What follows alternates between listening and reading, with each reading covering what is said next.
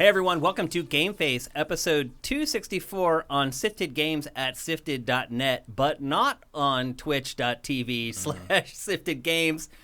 Unfortunately, we're having to do this episode offline because, well, I guess it's good news and bad news. The good news is we have a new studio. This was going to be the Not this one. Not this one. This was going to be the second to last episode filmed here at this studio. Now we're only going to have one episode left here. Where we can say bon voyage to this classic location that we've been at for 2 years. Unfortunately, once I signed the lease to the new place, I called our internet service provider, and I told them to shut off our internet on July 31st. Fine, no problem. Come in today. Luckily, I got here really early today. Come in today, no internet. Call the internet service provider. They apologized. They tried to reactivate it remotely 4 times. It wouldn't work. They said they have to send somebody out to manually reactivate our account. That can't happen till Thursday because all their appointments are booked. And so here we are doing the show offline. And you guys are not able to participate with us, which sucks because I felt like we kind of turned a corner last week in integrating the chat into the show a little bit more. That will be a part of GameFace when we go to our new location, in addition to several other kind of tweaks that we're making to the show. I'm really excited about it. Really excited about the new location. It's definitely the best studio we've ever had, hands down. So, really excited about... Let's not make bold proclamations here. What'd you say? Let's not make too many bold proclamations here. Well, you've seen it. I've seen our other studios. I don't know what the best studio we've ever had is. Well, a huge statement. I don't think the bar is all that high. No. Is my point. No. And I think this one is hands down better than the 2 that we've had previously. So, I'm really excited for that. Unfortunately, you're not going to be able to see that until 2 weeks from today. We'll be in our new studio. And the way the timing is working out, there's plenty of time for us to move in, get everything set up the new set for GameFace, and be ready for Tuesday, 2 weeks from now. So really excited about that. Really bummed that we can't do the show live with you guys today. I know you guys are an integral part of what we do on GameFace, but you're just going to have to watch the archive for 1 week. And it also sucks because we have a great show today. We have tons of great topics. Great game. Well, we'll talk. I don't know about great games, but some important games to talk about today. And before we get started, I do have a couple other notes. First of all, Ask Shane Anything is live this Saturday at noon. And again, that is the live recording of that is only for people who pledge $7 or more per month. And we'll remind you on Twitter over the next couple of days, and on Saturday morning we'll remind you again on the site and again on Patreon. And then once we actually go live with the recording, go to our Patreon at patreon.com/sifted. And if you're pledging at $7 or more per month, there will be a post there that gives you the Zoom call info so you can get in on the call. Hope to see everybody there. We're coming off of E3. There's a bunch of stuff going on. You guys should have a bunch of great questions to ask me. But as always, you can ask me about whatever you want, as long as it's not crazy personal. Let's see, what else do we got here? Actually, I think that is it for housekeeping stuff. Matt, how was your week? It was fine. Yeah? Not a whole lot happening. Little movie night action. Watched all of Loki in one sitting. Oh, what did you think of that? Seems like it's getting good response from most people. I really liked it. I thought the last episode not goes off the rails, but sort of bogs itself down in setting up later MCU stuff more than resolving any of the character stuff. And then at the end, they're sort of like, Loki will return in season 2. And it's like, okay, so you're just pushing the end of your story to 2 years from now, if we're lucky. Wait, you think it'll be 2 years before another season? Looking at their schedule, I'd be surprised if we saw Loki season 2 before, like, the end of next year. Yeah. Wow. They got to shoot it. You know, they got like a bunch of shows, and we're about to move into What If, and then we got Hawkeye and Ms. Marvel and She-Hulk and Moon Knight, and there's a lot. I mean, they got their Disney Plus lineup, slotted out till at least next summer. So yeah, I think it's going to be a while. But how many episodes were there? Were six in Loki. 6 episodes. Were they an hour long? Roughly, they're kind of as long as they need to be. They'll be an hour when they appear on TV with commercials eventually. No, that'll never happen. Yeah, I guess it won't. No. It's kind of crazy to think about. Yeah. You think these services might think about licensing stuff like that out eventually? Never. Really? Disney Plus, never. Other stuff, sure. Like some. If you don't have a streaming service, sure. But maybe HBO. They have exclusive stuff to some Warner Brothers stuff. Warner Brothers might eventually go for commercial TV at some point. Disney, no, they want you in that ecosystem. I can't see them ever doing that. I'm even thinking about like Netflix with like Bloodline or Ozark. Could you ever see them? No, Netflix Really? will never. Netflix, you're lucky if they release it on disc. Like. Yeah, It seems like they're shutting themselves off to a revenue stream because you they wouldn't don't have care. To, you Their wouldn't have revenue to take stream, it off of Netflix. You could leave it there. They don't care. They want you to have Netflix to watch it. That's the whole point. We're actually going to talk about Netflix in today's episode a little bit later on. I'm surprised to hear that, though. Even like 15, 20 years from now. I mean, we'll see. Who knows who will be in charge of the company by then? But yeah, they want because good shows are evergreen. They'll last forever. You got that doesn't do them any good. Yeah. Letting you watch it offline doesn't do them any good, and it gives them nothing, and it forces them to go into a production pipeline that they have no feelers in. Like they are not a media company; they are a streaming service, and they will likely never care about putting anything on disc or letting you watch it another way. Interesting. Before we get started, there are a couple other things. This is GameFace, the flagship show of the world's most advanced gaming website at sifted.net. We are typically here every Tuesday at twitch.tv/siftedgames. Obviously, not today. I'm Shane Satterfield. You can find me on Twitter at Denfire, and that's Matt Kyle. And you can find him on Twitter at mkyle. That's MKEIL. And with that, I think we're ready. But first, a word from our sponsor. It's time to find out why everyone is buying homes in Montana. DeShazer Ryan Realty has a totally remodeled 4-bedroom, 3-bath home for sale in Libby, Montana. Nestled next to the mountains on Libby Creek, this split-level home features almost 3,300 square feet of living space and includes a fully finished basement, a 2-car garage, a barn, a shop, and much more. There's a covered back porch just off the kitchen, so you can enjoy your morning coffee the way nature intended. At $479.9, it's an absolute steal. They're selling homes as fast as they can list them. So if you're interested, do not hesitate to call Doug DeShazer at 406-291-1643. Even if you don't live in Montana, you can contact the professionals at DeShazer Ryan Realty, and they can help you with property in your area. For more, head to DeShazerRyanRealty.com. That's DeShazerRyanRealty.com. All right, this is the last week of our sponsorship with DeShazer, and I want to take a second to thank them very much and to remind you, if you need property anywhere in the U.S., hit them up. Rewarding our sponsors ultimately rewards us, because if they do well with their sponsorships, then they will come back. And if you're interested in sponsoring GameFace, head to our Patreon at patreon.com/sifted. For just $250 a month, you can get mentioned at the beginning and the ending of the show for a month straight. Even if you want to promote like your YouTube channel or whatever. Yeah, I was gonna say people should see that, like, get more Twitter followers. You can promote whatever you want. You can promote your Twitter account, whatever. Your YouTube channel, your favorite sports team. Yeah, you could if you wanted to. just make Shane say, like, root for sports teams he hates. That would be something worth paying for. I'll say this: I do have fun with creating these sponsorship ads. Like, I have fun like writing them, because I never write stuff like this. And so the line in the DeShazer ad where I talk about like having coffee on your back porch the way nature intended. I don't know if anyone's laughed at that, but that was meant to be a joke. So anyway, somewhere Sam is gathering $250 to make you say Patriots rule. I may have to draw the line on that one. Any Tom Brady or New England Patriots sponsorships, not gonna happen. No. Anything else, I think is fair game. There's an ethical line in the sand there. That Philadelphia Flyers, no way I'm promoting the Flyers. But otherwise, I think anything else is good. So anyway, patreon.com/sifted, $250 a month to get sponsorship in GameFace. It helps us a ton. It makes a really, really big difference for us, just like Twitch Prime, which is something you can do to help us. It costs you nothing. If you're on YouTube, the instructions are down in the description right now. Once you're linked, it takes 2 clicks. And it, just like sponsorships, it makes a big difference for us. So please consider it. Taking the 5 seconds to do it, it can make a world of difference for us, and we'd really appreciate it. And with that, it's time to get on with the show, Matt. Big news this week. It sucks that it came out like right after we did the show last week. So a lot of people have already talked about it on podcasts, but Valve announced a new, I guess it's also a hybrid, but instead of being a console handheld hybrid, it's a PC handheld hybrid called Steam Deck. Not only that, it's already gone on sale. We're jumping on this a little late, which sucks.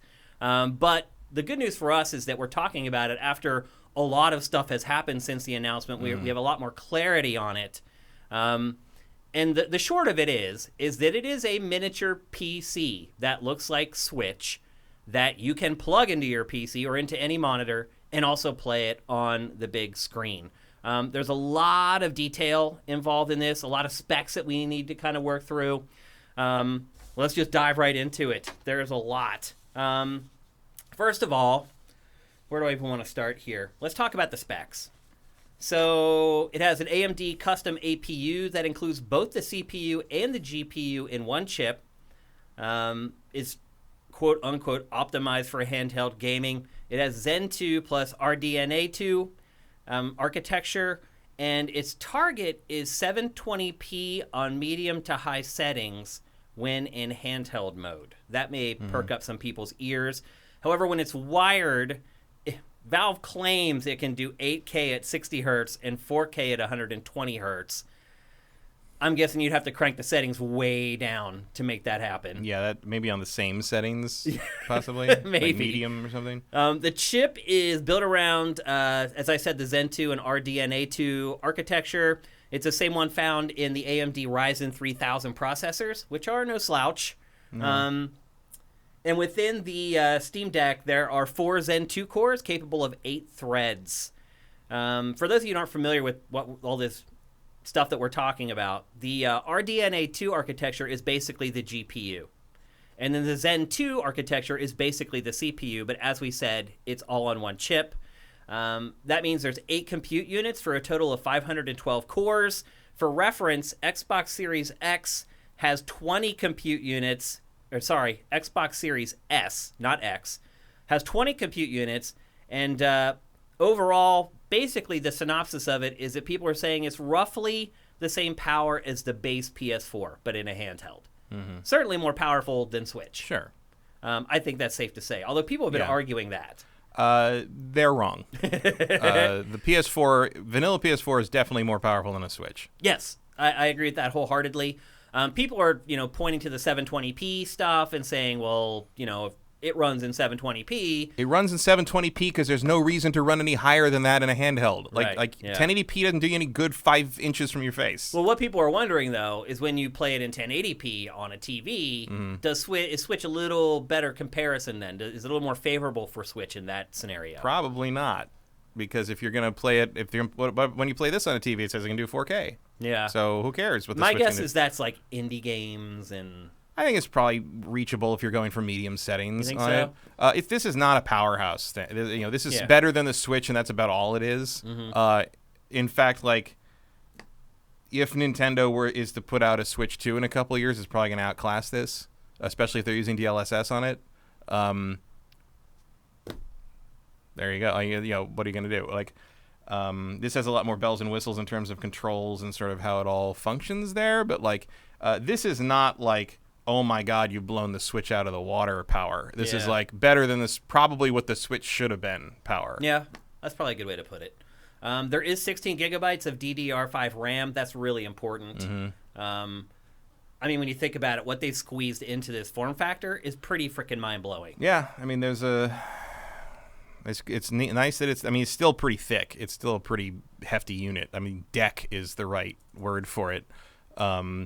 But they've crammed a lot in there. I know they've already said that it will not have the drift problem that the Switch has, but I feel like once you cram that much stuff in there, something's gonna give. It does. I can't wait to see what its endemic problems are. Let's put it that way. It is funny. If you go to the official Steam Deck page that Valve published, they have the analog stick construction there on this to show you that they custom built the sticks and they're not using the same parts that are in literally every other controller that suffers from stick drift. So there's a chance that they may have fixed it, but no matter what, eventually the parts are going to wear out. Also, it looks uncomfortably like a Game Gear. It does.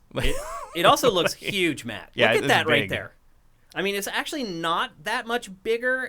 I have the number here. The screen definitely looks bigger than even the OLED. It is. It's 7 inches diagonal. Okay, same as the OLED then. Yep. 60 hertz LCD, and it is a touchscreen. Its resolution is 1280 by 800. It's 6 centimeters bigger than Switch. That's actually a good bit bigger. But isn't that bigger than? That's the same size as the OLED Switch, though, isn't it? I don't think OLED. OLED Switch is quite as big. I thought it was 7 inches. Is it? That's what No, I I was thought. talking about the screen diagonally is 7 So inches. am I. Oh, okay. That's how you measure You're asking about the screens. screen. Yeah. I was talking about the actual size of the unit. No. It's 6 no, centimeters The unit bigger. is definitely bigger. Yeah, it's 6 centimeters bigger than Switch, which is but nothing. No, but the Switch is already too big. But like this is not a portable device to me. In the same way the Switch isn't either. Like, but this is definitely not a portable device, especially because of how goddamn much it costs. Yeah. I ain't taking that anywhere. We'll get into all the pricing and all that, but you're right. That is definitely something to consider. It is not cheap. I mean, I don't even think the Switch is cheap for what it is. The Switch is not, but it is reasonable. Reasonable, and there, we'll get into the storage thing. Yeah, we will. Yep. Because what the fuck? I know, dude. I know. It has speakers and a headphone jack, and they said they put a lot of work into the speakers so that it'll sound good if you're not using headphones. As we mentioned, here's the other thing. The controls in this are insane. It has 2 analog sticks with capacitive touch, meaning the sticks know when you're touching them. Mm-hmm. It has assignable grip buttons, view and menu buttons, 2 trackpads that they've upgraded from the Steam controller. It says 55% better response than the Steam controller. And as I said, 2 programmable paddles, which is important. You can assign whatever you want. It has Wi-Fi and Bluetooth. And then Valve is saying that the battery, and here's a wide range, is from 2 to 8 hours of gameplay. That's a pretty wide range there. So, like, whether you're playing Doom or, like, Sudoku. Right. It depends what you're going to get. It's really the difference between really intensive 3D games and 2D games is my guess. You'll get... Like, if you want to browse the Steam store for 8 hours, you can probably do that. It'll last for 8 hours. If you want to play games, probably... Like 2, 3 you're looking at. That's my guess. And again, that kind of falls in line with the Switch, to be honest with you.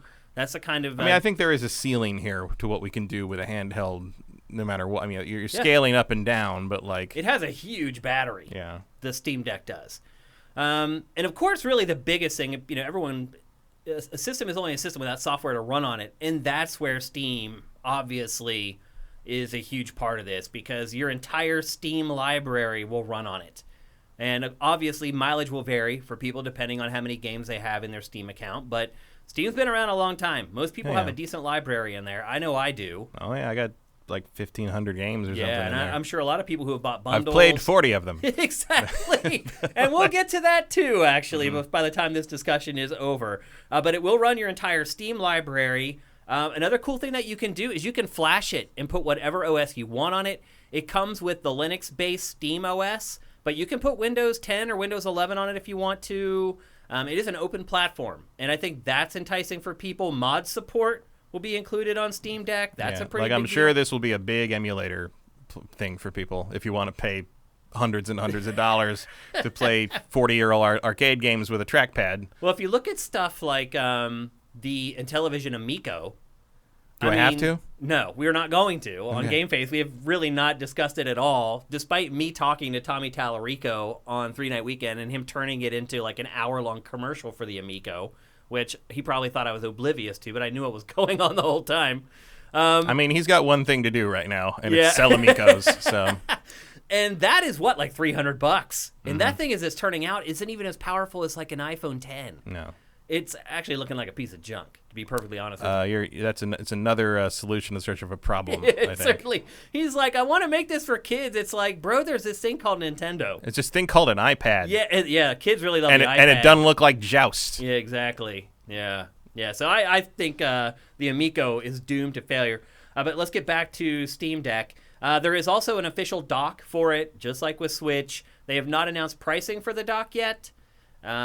But it is also loaded with stuff. There's a USB-C hub, a USB-A 3.1 port, 2 USB-A 2.0 ports, HDMI 2.0 port, not 2.1, which how does 4K 120 work with that 2.1?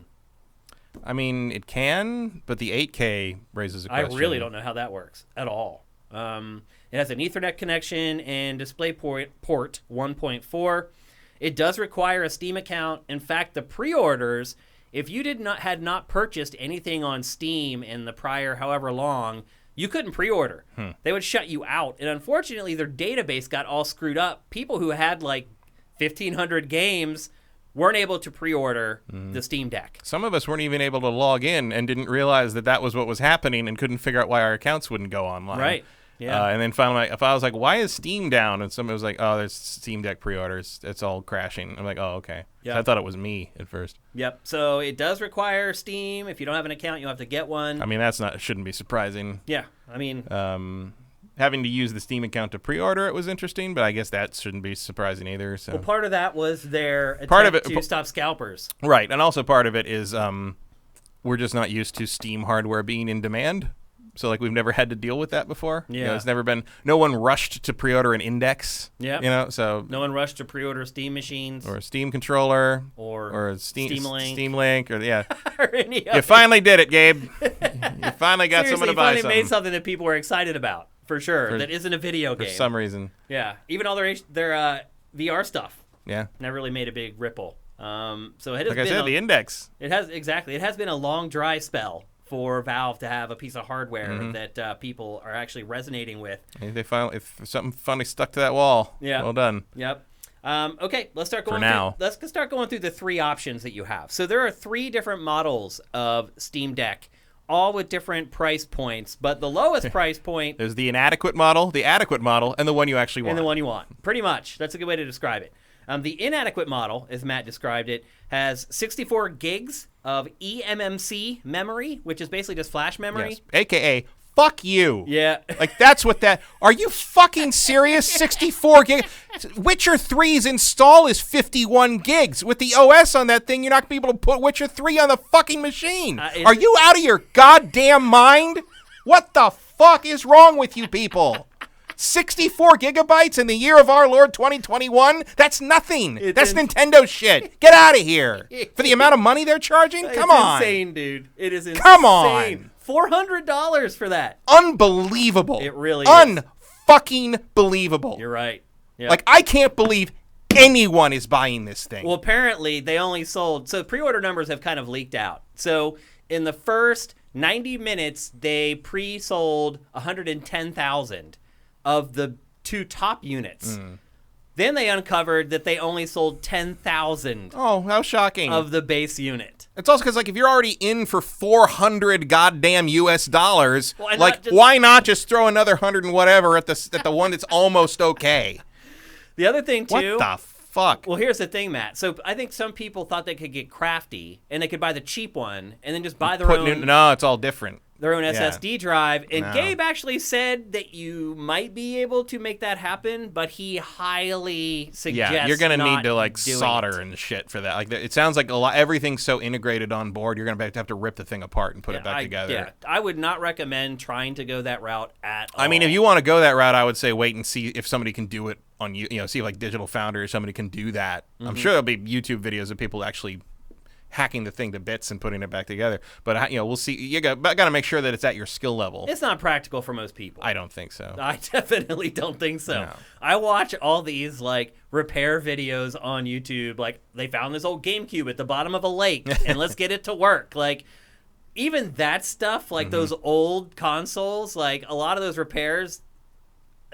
Foosh. Yeah. I'm like, like the soldering and like the stuff that they have to do and like rewiring boards and crap, like, no thanks. And I'm pretty tech savvy. I'm obviously not up here. I'm not Digital Foundry like I can install a mod chip and stuff, but like this is beyond me. It goes way beyond. Especially for something I just paid an obscenely overpriced amount for. Yep. So that's the lowest What if model. If you're going to charge me $500 plus for something, you just make it good? Oh, Matt, we forgot to mention something, though, that maybe might change your mind. You get a free carrying case. Ooh. Or not. To not take it anywhere because I'm afraid of anything happening to it because I paid an obscene amount of money for this damn thing. Yep, and it just gets more expensive. The mid-range model has 256 gigabytes, but it's an SSD. Yeah, it's better. Yeah. That is literally faster storage. Yep. And it also comes with the Steam Community Showcase bundle. I'm guessing that's a collection of games. Sure. And a carrying case. And that is for $530. So for half a grand. For an extra $130, you get essentially an extra 200 gigabytes of storage space, and it's SSD. And it's SSD. It's like that's the double insult because like it's 64 is bad enough, but it's not even good. It's Flash. Yeah. Flash. It's You don't know what they're thinking. That's for $530. Apparently, they were thinking we're easy to fool, and they were right. Yeah, because, well, people didn't buy the 64 gig one, but people still jumped in for 500, and that's double a Switch. I mean, 120,000 pre-orders isn't that much. It's enough to push if you pre-order something currently, you're going to get it in December next year. Yeah, so. we'll get to that too. And then there's the Mac Daddy model, the most expensive version, and as Matt said, probably the one you should be targeting, in all honesty. It will, in fact, make you jump. Yeah, it comes with 512 gigabytes of SSD storage. It also comes with a special etched glass on the screen that's supposed to be like anti-glare. Which seems like it's going to be important. It does seem that way. It also comes with a virtual keyboard theme, and then you get all the other prior stuff that came with all the other versions of it. But do you get the carrying case? You do. Yes. Okay. It's all worth it now. So Matt, did you buy one of these? Did no. Although I did see a lot of people saying similar shit to what I'm saying right now on Twitter when they announced it, and the next day they were all whining they couldn't get a pre-order. I mean, it seems like people are pretty hyped for this. Like on Sifted, people are like losing it. A lot of people who were not hyped for it suddenly went full FOMO the next day. I noticed a lot of that. I mean, some of them probably need it for their work, but you could say that about me, and I'm just not going to fucking play that game. So. Yeah. One thing we should have mentioned, even with the cheapest model, is that you can expand the storage with a micro SD card. And that can be as big as you want. I think the bus on the console is big enough that it can handle any size card, which is good. But you're still dealing with a kind of a Vita situation here where you're sort of screwing me on the storage you come with. And you're asking me to pay for I mean, they already did that with Switch. And God knows what else they're going to charge you for the dock. Right. If you want that. They haven't announced pricing for that yet either. Like, I'm going to guess that dock is about the price of a Switch. Maybe. I'm going to say $200. Ooh. I'm going to say that's $200 with the bells and whistles they're talking about. There's a lot in it. I think that's a $200 item. I think you're paying almost $1,000 for this thing in the end. I think you can plug it into a monitor without. Yeah, you can just plug it in, but like the dock gives you like extra stuff, or like probably more convenient or whatever. Yeah, probably can charge it and stuff. Yeah, so you don't have to buy the dock, but you're right. If you want the full featured Steam Deck, the full Steam Deck experience, you're closing in on $1,000. Yeah, just build a PC. Right. But you can't take it on the go, Matt. We don't do that. I can take that in it, but I still want to do that at all anyway. Like, if I don't have the etched screen, I can't see it in the park. Yeah. Who cares? As we mentioned, you had to pre-order the thing through Steam, and you also had to chuck out $5 just to pre-order. Another attempt at getting around scalpers. Yeah. I should remind you. Although they did make like $1 million off that, right? Yeah. Like just off charging $110,000, $5 each for those. They can now put an escrow and make interest off of, and so we everyone just gave Valve like $1 million free loan. Yeah, pretty much, interest-free loan. Yep. Which is what we used to be mad at GameStop for. Yeah, it's true. Yep, you're right. Now I don't blame Steam or Valve for being paranoid about hardware in that regard. I mean, part of me doesn't blame them for hedging their bet on that a little bit, because they got stuck with a lot of Steam machines and a lot of Steam links and making sure someone puts some money down and says put down the cost of a Steam link in the end, if that. Yeah. I think I got one near the end for like $3 or something. $5 they sold for at the end. Yeah. And worth every penny. At $5, even though it's only like 500 pennies. It's What weighs more, the Steam Link or 500 pennies? Definitely the pennies. Yeah. Absolutely. So yeah, I don't know. It's like I understand why they did that, but at the same time, you're like, look at all the money we just gave them for nothing. Yep. Well, initially, all 3 models were supposed to come out in December. You're supposed to pre-order, get it in December, and they are doing a queue, so you can go and pre-order it right now. And you will be satisfied in the order that you pre-ordered. So you don't have to keep going to websites like take note, everyone else. Right. This is how you do it. Yeah. Steam or Valve has kind of those distribution channels set up already from its prior products, which But it's like if you could have just, back in, last September or October, just gone in and pre-ordered a PS5, and it's like, you'll get it in August next year. Sorry, but at least you'll get it. Yeah, at least you don't have to keep jumping through these hoops trying to find one at Best Buy or wherever. Play Great White Hunter in the jungles of the Walmart website every 5 minutes or something. So, it's... Yep. Like, it's just a more consumer-focused facing... procedure. Just let me say I want it, and then when you have one for me, and send it to me. Send it to me. Yep. Very easy. And that is what they're doing with the Steam Deck, which is smart. Yeah. As we said, 110,000 pre-orders in the first 90 minutes of the higher-end models, 10,000 for the lowest model. But now everything's been delayed and pushed back. So the cheapest model is now delivered Q1 2022. The middle model is now Q2 2022. And the most expensive model is not until Q3 of 2022. I would not be surprised if that stuff gets pushed back. Almost certainly. I would also not be surprised if they can't satisfy all these orders because of the shortage of components. It'll be like getting your $600 system right as they announce the Switch 2. Well, Nintendo said this week that that's not happening. Like Nintendo says a lot. Well, they don't. They want people to buy the OLED model, and if people know that there's a more powerful one coming, they won't buy the new one. I mean, we know there's a more. They're going to release another system one day. Right. Like we know that. Like they're just trying to keep people off the trail so that they'll buy the new one. So that's all the information that we have on Steam Deck at this point. But I have like 4 questions that I want us to discuss, and we'll see where it all ends up. My first question is, why will Steam Deck succeed where after and while the Steam machines failed? I don't know. I'm struggling to figure out like what is going to be different about this that is going to make it different than the last time they tried to launch hardware. I don't know. I don't know why this is popular. Yeah, I don't either. It's huge on Sifted. Yeah, I know. I'm sure. Everybody is like losing their minds over it and saying it's going to destroy Nintendo and blah, blah, blah. No, it won't have any impact on Nintendo. And there were discussions about like software and like, well, is it better? Is the Steam software better than having Nintendo software? I don't know that it is. Like, which would you rather have? I would rather have the Nintendo system because I can play everything on the Steam Deck on my computer. Yeah, but suppose you don't have a PC that can run most of the games. Then if I'm going to spend $600, I'm going to get a PC. Yeah.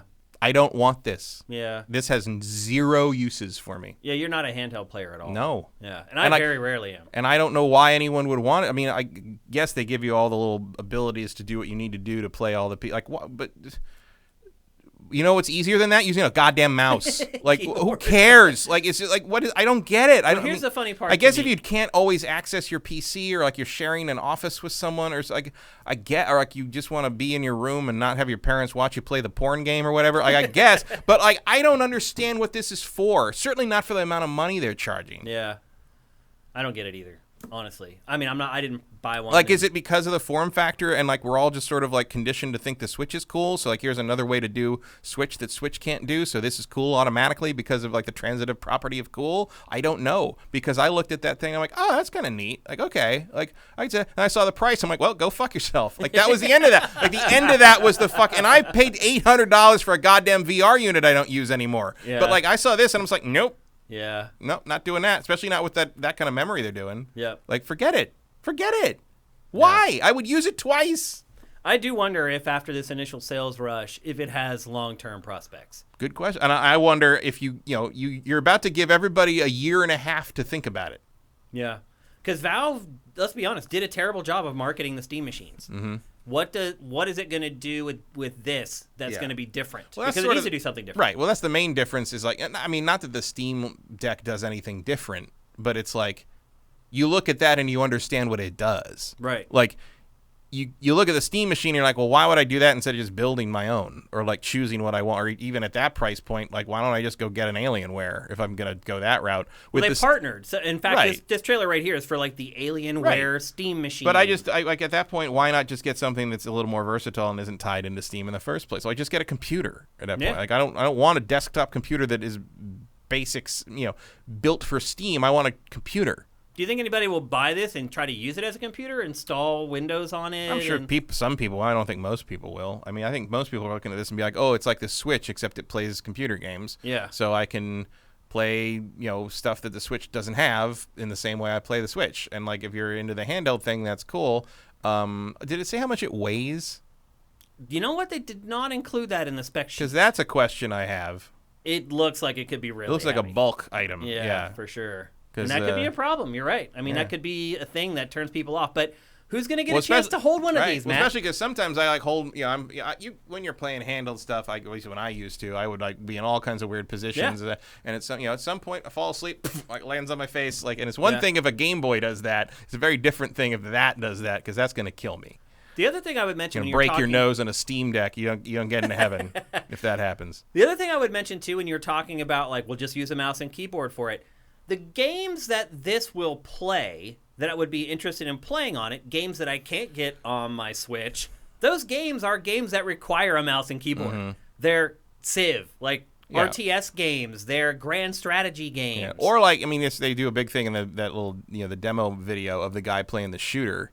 And it's just, that's where they demo like being able to move, the gyro controls, the way like it knows he's touching the right analog stick, so it knows the gyro when he's doing that and not when he's not touching that. Like that's a cool gimmick. But at the same time, I'm looking at that, I'm like, who in the world is going to play that game that way? Right. Like, why wouldn't, if you like, who jumps on for a casual game of I don't care if I win or lose multiplayer shooter? Nobody does that. Me. like why wouldn't you play in the most like beneficial and like competitive manner imaginable, which is always going to be a desktop PC with a mouse and keyboard. Yep, absolutely. There's a reason I exclude PC players from my server list on Call of Duty. Mm-hmm. Believe me. It's just completely unfair. I mean, I hate to be a broken record on this stuff, but like, with this and the Stadia and the Amico and all that, but it's just like, who is it for? Like, why do you want to do this? I don't get it. How do they rationalize all the money? Right, exactly. It's like okay, because I get in the sense of like watching that video, I'm just like, oh, that's cool. Yeah, it's cool that you could do that and play like full-blooded PC games and and Civilization 6 and you can probably make that work with the touchpad things. Like, you can do that. But then I see the price and I'm just like, no, that's not worth it. Not worth it to me. And I have disposable income. I could definitely afford it if I wanted to, but it's just like there is no way that use case is worth that kind of money to me. Yeah. At all. I agree. I struggle to see where I would ever use this. I'll be honest with you. I hardly use Steam to play games anyway. I'm not a big PC gamer. I find a few PC games I like to play, and I play them over and over and over again. Like if I want to play, and the only other, again, just like the Switch, if like the only real use case for me would be to plug it into the TV. Yeah. And if I'm going to do that and spend that kind of money, I'm already that deep in the hole on it. I'm just going to build a new PC and move my current PC to the living room. Yeah. And plug it right into my TV there. Right into the TV, yep. And I mean, I don't know if the better comp is Steam machines or the Steam controller. Mm-hmm. When you're trying to compare to Steam Deck and what Valve did with it. But the Steam controller, also a miserable failure. Mm-hmm. Nobody bought it. And the people that did buy it, most people were like, it kind of works the way they said it's supposed to. Yeah. There weren't a lot of glowing reviews for the Steam controller. It wasn't bad, but it was, again, cost too much for what it did. Yep. And was a kind of a solution in search of a problem. Like I don't feel like everyone's sitting around like being like miserable in their living room just wondering how in the world they can play PC games on the go or on the like who cares? Like I mean, I'd rather play a shooter with an analog stick than one of those trackpads. Yeah. I'll tell you that right now. For sure, especially like if everyone else is using the same thing. Yep. And it's and I in my head I'm thinking like, oh cool, like you could play Disco Elysium or something. They showed Disco Elysium briefly in that thing. But then I'm thinking like, how am I going to read all that on that tiny screen? Because it's not built for that. Well, that's the other thing no one's really considered, and we're about to do it on GameFace, is are developers going to build stuff specifically for Steam Deck? Right. Is there going to be like a Steam Deck mode that like blows everything up a bit to be more readable? Because think about it, Matt, the good third-party games on Switch, that took a lot of work. It did. And it took like all this tech that NVIDIA has worked on, DLSS, all these tricks basically to get those games to run decently on Switch. Are developers now do they have another thing that they have to work on to make sure that their games look and are playable in some cases on the Steam Deck? There's a lot of X factors with this right now, and I totally realize that it came out of the gate strong and it had great pre-orders on day one. I mean, at this point, I would say there aren't enough people that are going to own this thing for them for it to be worth having to do rationalize that doing it. On Switch even, it's hard to convince third parties. Right. Like, how many are there? There's like Doom Eternal and like the other and on stuff this it's stuff. literally you're literally talking about like text size and things like that, like just like basic usability stuff that you have to think about now, and go back and do over again. Like that's even true of The Witcher 3. Like I'm thinking about The Witcher 3's inventory thing, and it's just like I can barely read that on my monitor. Yeah. Like I'm never gonna be able to see what anything says on that screen. But look, developers when There's they work mods on you Switch, can use, but like already you're sort of deep in the hole. And like, why did I pay $600 for this thing that I then need to do extra work to make the game work properly on it? And if I got the low end one, I can't even probably install it because some of these games are bigger than the actual installed memory of the low end. I mean, it's not a surprise to me that nobody bought that one. Yeah. But like. And in a lot of cases, developers do go in for the Switch version and increase the font size and do things like that so that it is palatable on that platform. I honestly just don't know if these developers who are used to just creating these games for PC and getting them out there, are they going to do that? Well, and also because you can't hold Steam developers to a standard like the way Nintendo kind of has control over that platform. The fact that you're making an open platform here means that you don't have that control. It's a detriment. So, yep, absolutely. And God knows what happens when you switch to Windows with it. You know, yep. There's all these X factors there. You just don't know what the use case is going to be. It means you don't know what the user situation is going to be, which means you don't know what the user experience is going to be. And that's too many don't knows for $600-something for me. I agree. Next question: does it affect Switch in any way? Not in the slightest. That seems to be the common thread that people are, the drum that everyone's beating on the internet. There is no Zelda on this. Not even a little bit. How shrewd was it for Valve to put up pre-orders for this on the same day Nintendo announces the Switch OLED? Do you think that was on purpose? Do you think it was just a convenient coincidence? Probably not. I mean, they're trying to position themselves against this, but it's just not true. It's not true. It's like, not. This is not a competitor to the Switch, both in terms of pricing, in terms of use case, tech. in terms of tech, in terms of like mass appeal. Like, you are not going to go to Target and have to decide between this or the Switch. Yeah. Like, no parent is going to have to walk into an electronics section at Walmart and say, well, these two look really similar. Which one's better? Like, that's not going to happen because you can only buy it through Steam. That's the other poor thing about this, Matt, is nobody can try this thing. No, this is not a mass retail product. No, you're buying this just based on your faith in Valve, essentially. And like, you didn't even get to go to E3. You didn't even get like a select number of people that got to go to E3 or PAX or whatever and put it in their hands briefly. Like, you don't even have any hands-on impressions yet. Well, I think IGN got the exclusive look at it. I don't care about them. I care about like people. Right. You know, the regular consumers who don't hold different things all the time. It's like, oh, how does that feel? It weighs 20 pounds. Like, I don't like this. I feel like for this to succeed, they're going to have to get it in retail. I think, somehow, in some way. They're going to have to. Which is a thing that has been kind of their downfall in the past. No one's going to put down this much money on something if they can't hold it. Right. Well, that's the thing. What's one the other reason, of course, is not its competitor Switch is because it doesn't have any exclusive games. It doesn't have Zelda or Mario or anything that makes me say, IP. Yeah, there's nothing there that I say, like, if I don't own that, I can't play this. Yeah. Nothing. I mean, it does. There are some RTS games. There is not a single thing on that system I cannot play already because I own a PC. All right. But I think most people are looking at it from the perspective of, I don't own a PC. Who the fuck pre-ordered this and doesn't have a PC but does have a Steam account? Well, they may be being disingenuous, Matt. A little bit. Like, there's no. This is a niche product and it will remain so because 200,000. You're up against millions with the Switch. It's not a comparison. It's not a competition. Well, like on Sifted, like, I get to know some of our users pretty well. Because we're not gigantic and like we don't post something and there's like 20,000 comments like there were on game trailers or wherever.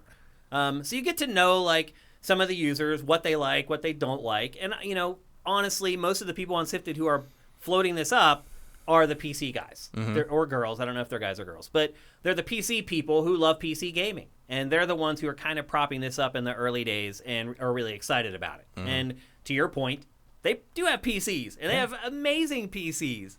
I do wonder if this might become like a low-end PC that you can just plug into a monitor and use it as a PC. Plug in a mouse and keyboard, install Windows on it, install Word and all the stuff that you need, all the apps that you need, and it could be an alternative for people who just really want a cheap PC. Yeah, I mean, theoretically, but I don't know how cheap that is. Plus, you're waiting a year and a half for it. Like, you could just go get one of those. Or you can buy like a full thing from Dell for like $700. Yeah. It comes with like a monitor. Yeah. And a mouse. Like, and a keyboard. Like, there's no use case for this that justifies its price, justifies the weight, justifies what they're doing here. It's a neat trick. That's all it is. Yep. And I would say I kind of say the same thing about the Switch too. But at least the Switch has stuff I have to have a Switch to play. There is no reason for me to own this thing. Yep. Period. Third question. Does its ergonomics, form factor, and weight keep it from being successful? But if you can't hold it. Can't hold it. We don't know yet. But I mean, this thing could come out and everybody's just like, holy shit, my hands hurt. I can't lift it. I mean, the tablet feels like the Wii U tablet. It seems to be about the same size and like not as heavy. I mean, the Wii U tablet's probably way lighter than this. Yes, there's not a whole lot in the Wii U tablet. But I would think if you want to feel what it's going to feel like to have it in your hands and the size of it, that might be a good comp to use. Mm-hmm. But otherwise, there aren't any.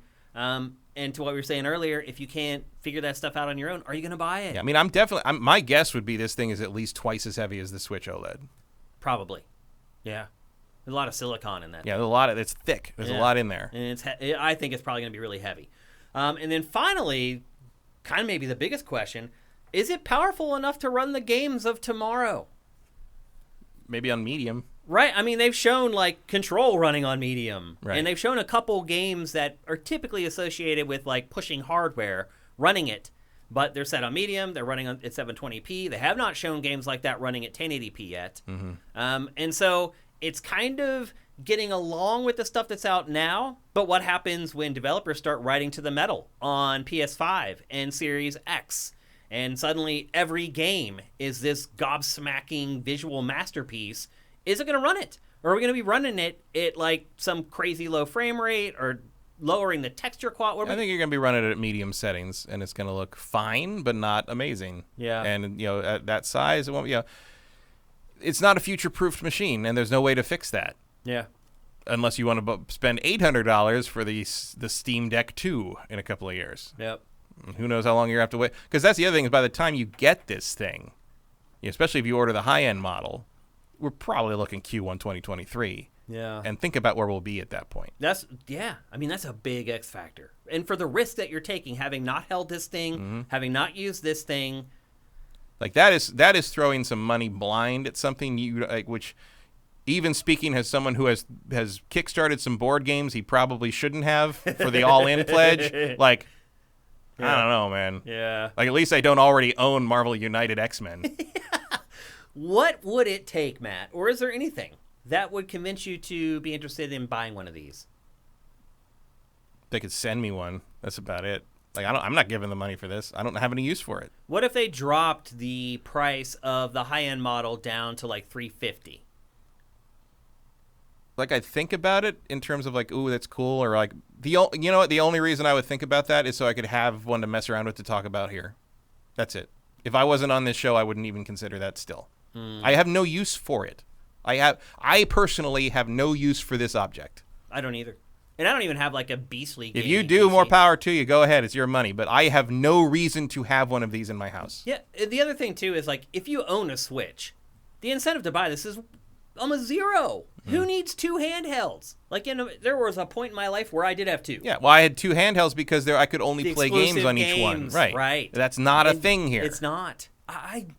I'm really struggling to figure out why people are losing their minds over this. And I don't know. And again, I realize I am an outlier on this, but when you're showing me these you can play a Control handheld. Okay, I can play Control in an inferior way. Yeah. On a smaller screen, on lower resolution, with lower settings, I can go play that thing on my Xbox Series X, in my living room, at way better settings, in a way better setting. Yeah. Or I could go in the other room and play it on my PC with even better settings. Yep. In a way better. Like, why is there such an obsession with playing high-end games in an inferior manner? Like, I don't get it. I don't get it. I do not understand what the point is. I only play handhelds when I have to. Right. Not because I want to. Right. There's no point do I want to play a hand. And also, like, look, like, I kind of, for a long time, I did get the kind of appeal of, like, okay, I'll bring my 3DS or my DS with me on a plane flight, especially when we're going to Japan all the time and shit. Like, I get it. I play through a lot of long RPGs on flights and stuff. Okay. But you know what? Over time, what I ended up doing more, reading a book. Yeah. Like, it's something I can dip in and out of and like, not fully pay attention to the whole time. Like, it just was not I would rather have played. And, like, that even happened a couple times where I'm like, you know what? I don't want to play that. I just read a book the whole flight. And then I would play the DS when I got to my hotel room. Right. Because I'll lay in a bed and play it, and it's fine. It's fine.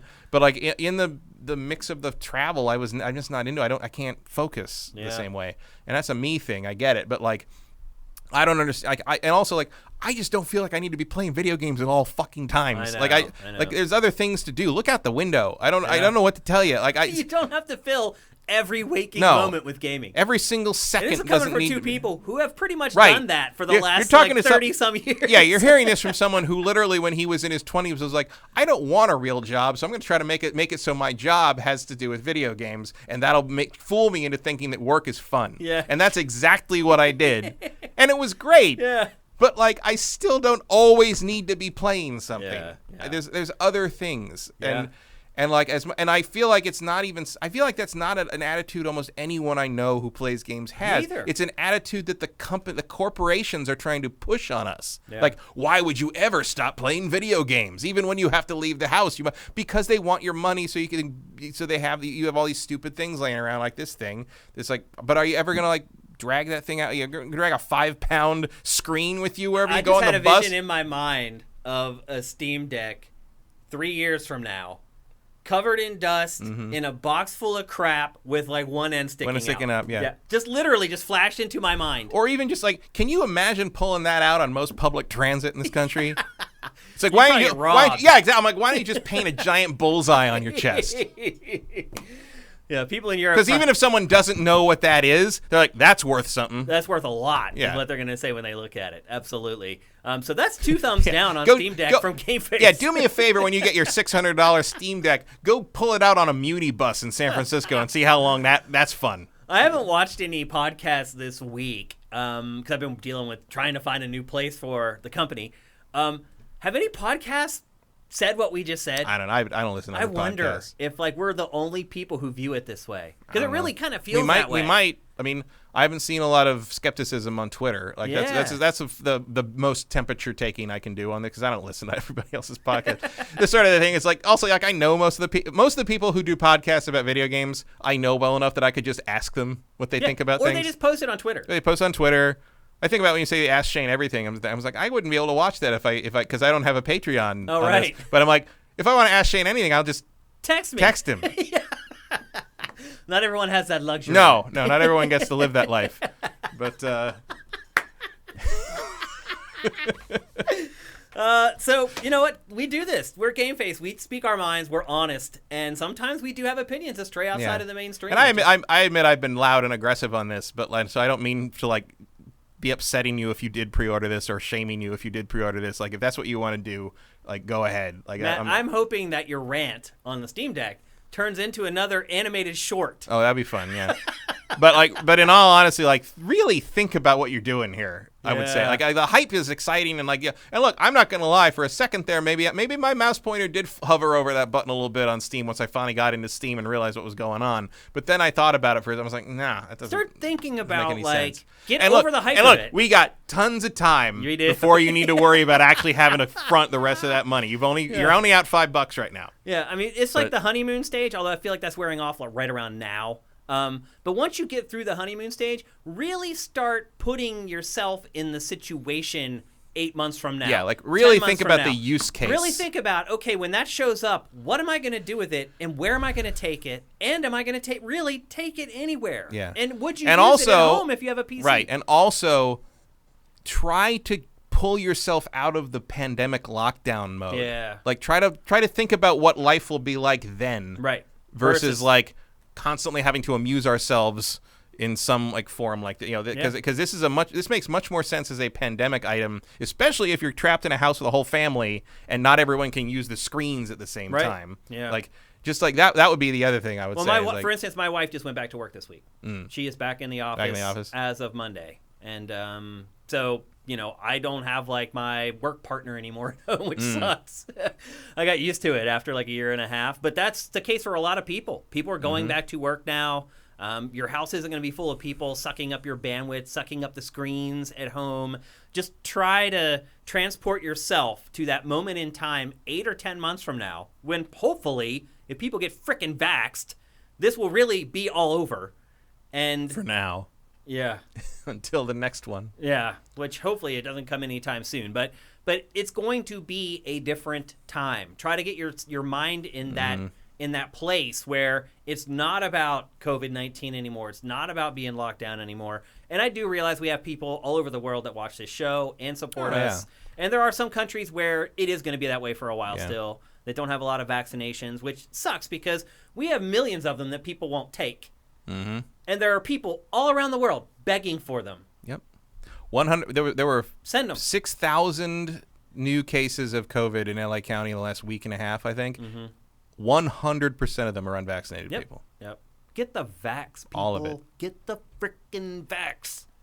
It's just so frustrating. We're supposed to be wearing masks right now. Are we? You know, like, I mean, indoor thing. I mean, Dude, I went out to eat. Nobody's following cares. any of the mandates. No, nobody cares Because anymore. the vaccinated people were like, you know what? F you. If you won't get vaxxed, I'm tired of looking out for you. Because that's what we've been doing. Yeah, but I mean, it's also, you know, a friend of mine, his mother's best friend, who was fully vaccinated, just died of COVID. Did he? I have a friend that was vaccinated that got it in Philadelphia. Yeah, and she, I mean, she was in her 70s and had just survived cancer. So, you know, it was obviously but those are the people who are suffering from this.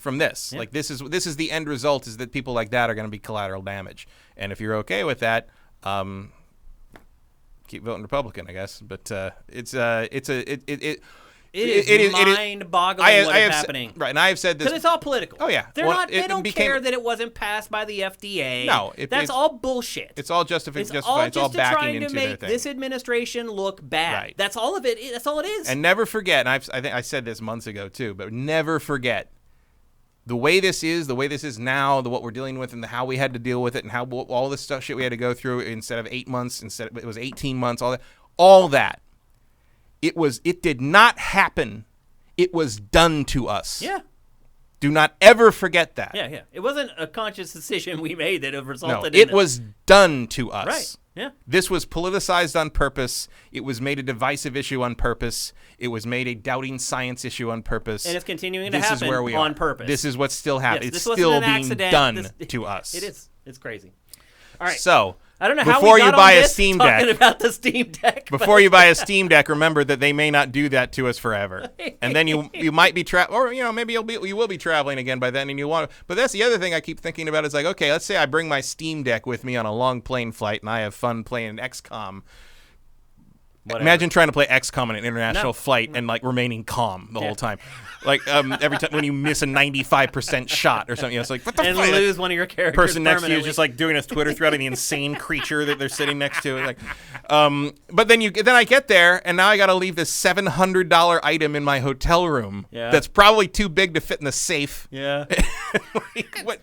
Think it through, people, before you plunk your money down. There's a lot of logistics here. There are. I'm saying. Yep. Just got to think it through. All right, let's move on. We're going to talk next about... What time is it? Was We it an just hour? That we was an talked hour. about Steam Deck from it. Well, we had our intro, so about 40 minutes we talked about Steam It's Deck. not like much. That's the most important thing that happened this week. Let's be honest. It is. Yeah, it's the biggest topic, hands down. Next, we're going to talk about a game that was just debuted by Ubisoft. It was formerly called Battle Cat. That was its in development. Yeah, it sounds like a code name. But its final name, as I we imagine just they learned, didn't want to have to fight Mattel for that trademark. So. Its final name, as we just found out, is xDefiant. That's much better. It's terrible. Terrible name. It is a free-to-play, multiplayer-based shooter that is supposed to integrate elements from all Ubisoft's Tom Clancy games. It is called Tom Clancy's xDefiant or whatever. It's supposed to incorporate stuff from Tom Ubisoft. Clancy's going to climb out of the grave and be like, I had nothing to do with that stupid name. Yeah, exactly. And I named some stupid things in my time. He did, actually. It is a multiplayer shooter. It's supposed to bring a bunch of Ubisoft properties together into one game. I do not see it, Matt. It looks like The Division 2 in first person to me. That's it. Yeah. It's got graffiti like Watch Dogs. But the characters that they've shown so far are these Rainbow Six Siege people, or are they new people? They're new characters, the characters that you play as, at least the ones so far. I mean, eventually they're probably going to release that stuff as DLC because it is free to play. You're not going to have to pay for this. And so eventually they're going to want to get you to pay, which means they're going to release things like Sam Fisher or one of the lead characters from Assassin's Creed or one of the characters and this is pretty much like this is what Splinter Cell is going to be. Like, this is basically all we're getting. seems like. It seems like. Ubisoft, by the way, just released a free-to-play multiplayer shooter like not even a year ago called Hyperscape. All right. I keep forgetting that was a thing. Because it is completely and utterly forgettable. There is nothing remarkable about Hyperscape at all. It is done terrible. Is this Hyperscape? It is, yes. Yeah, you can't tell I the would difference never between the know. two games. Yeah. Like, I guess the equipment here is not realistic. It does have some elements that are different. Like, I assume a jump pad isn't going to be in the Tom Clancy game. Probably not. But there's already zombies, so... Right. Well, the irony is that this game, Hyperscape, is actually far more creative and unique than xDefiant. Yeah, I guess I don't understand, like... Yeah, I guess it's a scale tactical thing, but, like, why does xDefiant exist alongside Siege? I don't know.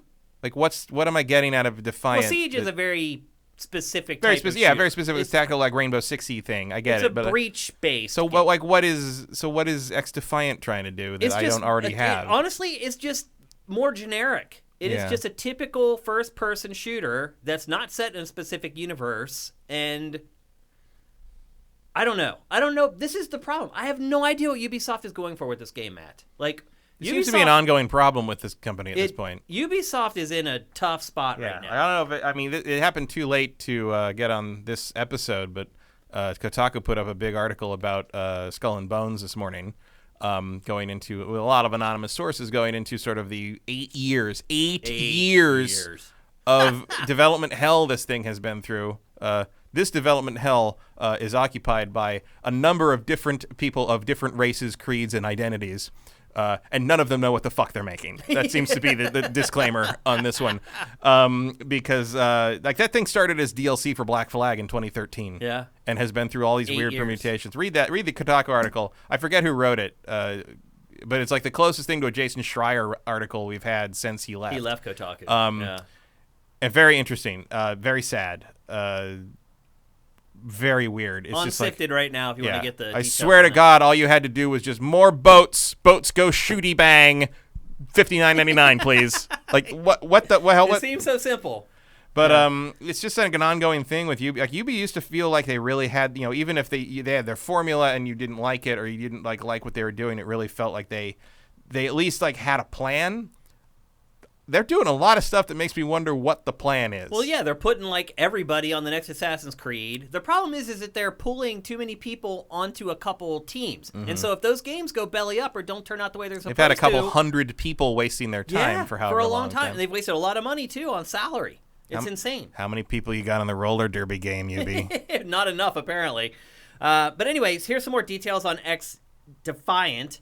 As I said, free-to-play shooter. It has realistic gunplay. They're very serious about this. This feels like a Warzone competitor to me, Matt, more than anything. Yeah, maybe. Without the vehicles, though, I would add. There are personalized classes, so you're not locked into one specific class. You can kind of borrow elements from the different ones. There's 4 different classes that you can choose from: the Echelon, the Outcast, the Cleaners, and the Wolves. And they do have kind of similar tropes. Like, if I remember correctly, the Cleaners are like the assault guys. And then there's like a tank group, and then there's a sniper group. There's that creepy dog robot that you see videos of all the time from, was it General Dynamics or whatever that company is? Oh, yeah. Well, you got to also remember that Battlefield 2042 has that crazy dog robot that's in the trailer as well. So it does look like there's deployables in this, but not necessarily vehicles. Boston Dynamics, that's what it is. Yeah. But not necessarily, and that is creepy, by the way. Oh, yeah. Watching those robots dance, creeped Bump me and out. dance, like somebody like comes over and tries to kick him over, like, no, that's why they're going to kill us all. Like, Yeah. Let's see. Each of and they're called factions, not classes, but they're basically classes. Each has unique gameplay and unique team dynamic stuff. They also have unique traits, abilities, and a separate ultra for each one of them. As we said, they're trying to go authentic with this, so there's authentic weapons and attachments. You can mix and match any faction weapon loadout, and you can swap your loadouts at every respawn. So it's a little bit like Counter-Strike in that way. Every time you die, you can choose a different loadout. You can personalize your guns and gear because it's free to play, and of course you're going to have to pay for those weapon skins and those costumes because that's where they make all their money. The game was developed from home during the pandemic, and they actually made a point to kind of call out all their developers that worked on it. That is commendable, to work on something like this from home the entire time. But that doesn't mean it's going to make it good or bad. It just means that people dedicated themselves to the project. That's no signifier of the game's quality, ultimately. And you can register for the game right now at playxdefiant.com. There is an alpha or a beta that kicks off August 5th on PC, and it's coming to everything but Switch and Stadia. So you're getting it for Xbox One, Xbox Series, PS4, and PS5, and PC. Matt, what is the market for this? I struggle to see any market for this game. You're too late. It's like there are too many people playing Warzone already. They've been building on top of Warzone for a couple years now. You even have games like Apex Legends. So look, I don't see the Tom Clancy in this at all. I don't see any recognizable characters. I don't see any recognizable areas or maps or gadgets or anything like that I recognize. This looks like, I mean, not fully because there is production value here and some of the art's nice, but like, this looks like something that would come out of like an Eastern European developer I've never heard of. Yeah. And would never hear of again. Yeah. And I'm not saying that because there aren't recognizable characters in this that it's going to do poorly. Because look at Apex Legends. You can do it. You can suddenly break out and have it be a thing. But again, you know, the proof is in people getting their hands on it in the beta. Because like that was what Apex Legends was. Everyone's like, oh, okay, whatever, but at least it's free to play. And everyone's like, oh, it's really good. Like, well, it like, also really came good, out before Warzone. Right. But also, if you put out something that's actually really good and people enjoy playing, they will gravitate to it and keep playing it. Like, that's just how everything works. Will that be this? Who knows? We got to wait until August 5th, apparently. I just struggle to see anything unique about this game. Yeah, I mean, there was stuff that looked unique about Apex Legends even in early footage. Yeah, and again, it came out before Warzone, so it had the head start. It had the pedigree of Respawn behind it. People have a lot of reverie for Respawn, and people were willing to try it. And it was free to play from the beginning, right? Yes. Apex Legends? Yes. Yeah. And this will be too. But how do you pull people away from Warzone or Apex Legends with this game? I just don't see it. I mean, you do for like a day.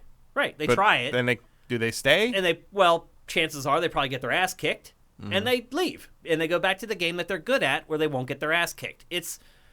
Look, you can't just say like everybody needs to give up on free-to-play massive shooters. But if you can't come up with a unique twist or a tweak to the formula, then maybe you should give up because your chances of success are almost zero. And Hyperscape, which was Ubisoft's last attempt at this, way more innovative, way more unique than this, had its own look, so it didn't look like everything else.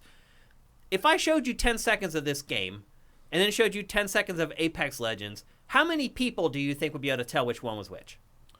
I mean, I would be able to tell which one was which because Apex Legends has recognizable characters in it to me. That is the other thing. Like, this isn't a hero shooter. There is an art style to Apex Legends that I think is more, not super unique, but it's like at least I recognize it. This, like you said, it looks like The Division. Yeah. And The Division doesn't really look like anything. Yeah. Other than The Division. I really like that octopus graffiti.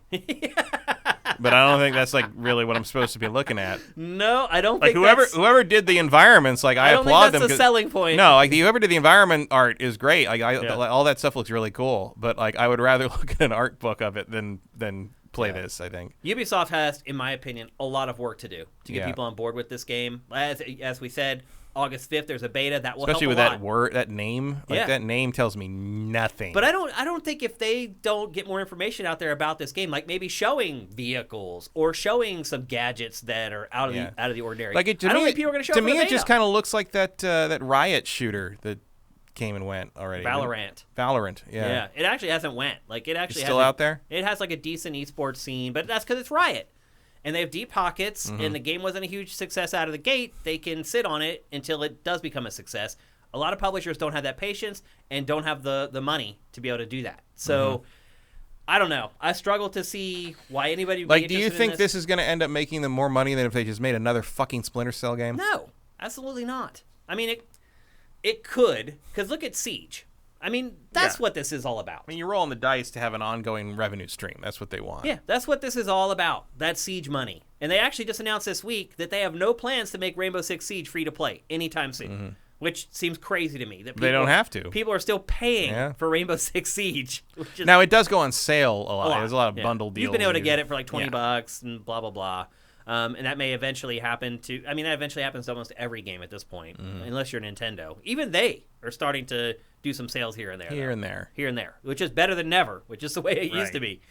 But I just struggle to see why anybody would get in on this beta even, based upon what we've seen so far. They have a lot of work to do in like the only next... if you're like, I have to play every shooter I see. Yeah, kind of thing. or you're like us, and you're like, I need to play it to talk about it on a podcast. There's not many of us, Matt. Despite what YouTube might lead you to believe, there aren't that many people doing podcasts about gaming that would jump into this. So I think it might be a rude awakening for Ubisoft on August 5th because that's not that far away. That's a lot of messaging that publisher needs to get out there before they launch the beta to get people involved in it.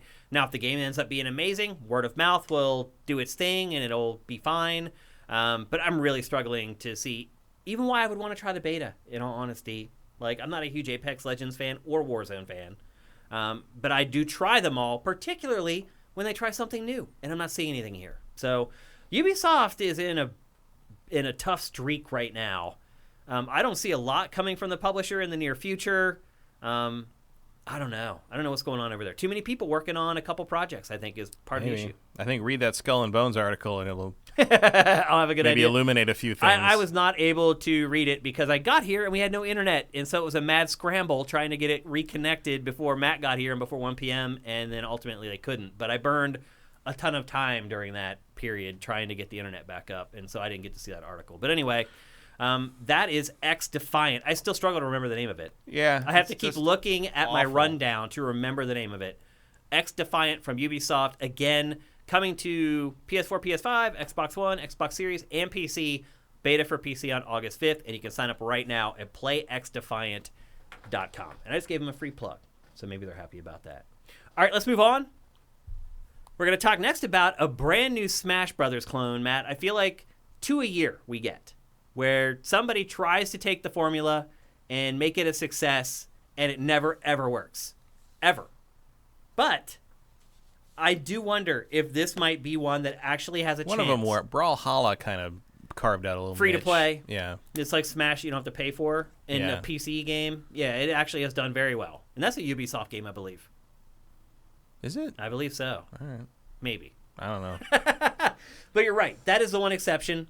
But if you look at all the others, even PlayStation All-Stars Battle Royale. Oh, that was a disaster. A disaster. Which you would think if there is one publisher that could make a game of this type and have it be successful, you would think it would be Sony. Because it has this roster of IP and characters. Yeah. That's sort of like part of like the appeal. I mean, Smash Brothers is its own thing now, but part of the appeal of Smash Brothers when Smash Brothers started was how absurd it was to see all these characters beating the shit out of each other. Like that was the ad. It was like it was. All those, you know, the furries beating each other up. Something's gone wrong in the happy-go-lucky world of Nintendo, and then just like Mario like foot sweeps Pikachu, and it's like that was entertaining. Like the fact that like Mario and Samus and Link and Kirby were beating each other to death was like part of the appeal. It was a ridiculous thing to do with those characters. Yeah. I don't think that was all that ridiculous to do with the Sony characters. It was like, oh, no, it's just got guys who fight all the time, and like they're now just fighting each other. And a lot of them, part of the other fun of Smash Brothers is seeing the different art styles mashed up together. Yep. And most of the Sony characters all look the same. They do, because they're realistic. Yeah. Yeah, they're not cartoony. But however, Nickelodeon All-Star Brawl does kind of check all those boxes. Yeah, this is closer to the spirit of Smash Brothers, I think. Yeah. And part of the key of Smash Brothers was also that it was the right time for the people who had grown up with those Nintendo properties to be ready to sort of play with them a little bit more. You know, kind of like irreverent. There was an irreverence to Smash Brothers. It was like, hey, these things are all icons, and we know they're icons, and they're accepted as such, which means we can fuck with them a little bit. Yeah. And I think you are seeing with these Nickelodeon characters, I think that same number of years distance is there for the generation that grew up watching these cartoons. Yeah. I feel like this is exactly the right time for this. Yeah. And to your point, though, about these characters that we grew up with, and now you're ready to see them in a different light, this roster of characters kind of the same damn thing. Yep. Is that Powder Toast Man? It is. Oh, my God, from Ren and Stimpy. Yeah, Are Ren and Stimpy in this? I don't know if we know that yet. That's DLC. First DLC. And do you pair them together as one character? That's a good question. Or are they question. separate characters? But this is what I'm getting at. Like, I love Ren and Stimpy. It's my favorite cartoon of all time. I've never played a decent Ren and Stimpy game. I've never played them as them in a video game at all. And I'm excited about that prospect in this game. It's the other thing, too, about it is there are some deep cuts on the roster here. And that is something I think Smash Brothers has also done very well. Yeah. Is bring these obscure characters that Reptar's great. That a fraction of your user base may care about, but if you make them fun to play, suddenly people care about them a whole lot. Right. Like also like there's certain ones where like, you know, if you get the right, you know, like Danny Phantom is appealing to a certain person. Maybe I don't care about the Ninja Turtles or SpongeBob, but I'm a huge Invader Zim fan. Right. And I want to play a game with Invader Zim beating the shit out of Patrick or Yeah. something. Like that's the appeal of Smash Brothers as well, and I think they're getting that here. Like I want to see what Like the this moveset is. This is a naked Steel, but yeah. you look at it and you're like, that looks all right. Yeah. Like that looks like they're doing it. Like I want to see what Ren and Stimpy's attacks are because that cartoon is so gross. Like, are you gonna be able to go like inside like Stimpy's nose with all like the gross nose hair? Like, there's just who knows. feels like good Ultimate yeah. fodder there.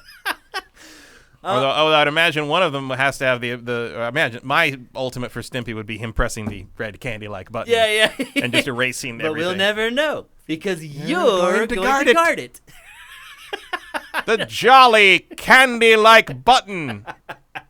Can he hold out, folks? Like, what if his like final smash is him like eating the bar of soap? Like, you could just do so much stuff with Ren Or and just Stimpy. plays Happy Happy Joy Joy. Right, and that's the song that plays during your final smash. Again, I told you I'd shoot, but you didn't believe Why me. didn't Why you didn't you believe me? Like there's a lot of stuff here. yeah. Like, there's a lot of I'm possibility. excited for this game. I never dreamed that I would be. I'm not even a huge Smash fan. Like, once I got over the novelty of it, like I was kind of over the game in general. And that may happen with this too, where once I play as all the characters a few times, I'm like, okay, that was fun, but I'm good. Like, I don't know. Yeah, but it's the completeness of this so far that seems to work the best. Yeah. It's like there isn't for me at least, there isn't an obvious like, well, where's blank? Yeah. You know, everything's in here. You know, I'm sure there's more to be revealed. This is certainly not all there's going to be. Yeah. But like as far as like a starting roster reveal, like you're covering all the bases. Yeah. Right here. Yeah. Like, I'm excited for this game. I have not been excited for a Smash clone maybe a Ben 10 in there somewhere. He's got to be in there. Gotta He's be in huge. there, yeah. And that's the thing. Nickelodeon has a gigantic roster. Some people will just come in because it has Teenage Mutant Ninja Turtles. Yeah. Or SpongeBob. Those two are going to bring in a lot of people all on their own. And then, you know, as people start discovering the roster, and they're like, people like me. Yeah. Oh my God, Ren and Stimpy's in there. Now you're bringing like it's a different license. Nickelodeon doesn't own them. If you find a way to get Danger Mouse in this thing, I will pre-order it right now. Yeah. Because that was on Nickelodeon when we were kids. Yeah, absolutely. And there's a lot of possibilities here. Like if this can catch on, like you could totally do a roster the size of Ultimate. Yeah. With this. I mean, the DLC would just keep on just coming. going and going and going. I mean, just because you think about each cartoon. Think about Ren and Stimpy. How many characters you can pull. Now, it's not just Powder Toast Man. There's like 15 characters in that cartoon that are worthy of fighting games. I'll give you $2 to play as the shaven yak. Sure. Or the horse. Yep. No, sir. No, sir. I don't like it. That cartoon is so great. I think I do know every word from the first 3 seasons of Ren and Stimpy. I just memorized them. We would just sit around the good ones and get drunk and watch Ren and Stimpy for hours. So anyway, I am really excited about this game. I don't even really get excited about fighting games all that much anymore, to be honest with you, because I feel like that is one genre that's kind of failed to evolve. While I get why it has failed to evolve, because it really, for a lot of people, is kind of a sport. Like how much is football evolved or soccer evolved across the years? I get it. But that is why I don't get excited for a lot of new fighting games. And this one isn't evolving the formula. In fact, it looks like about as blatant a ripoff as you can get. But I will say they're ripping it off well. Yeah.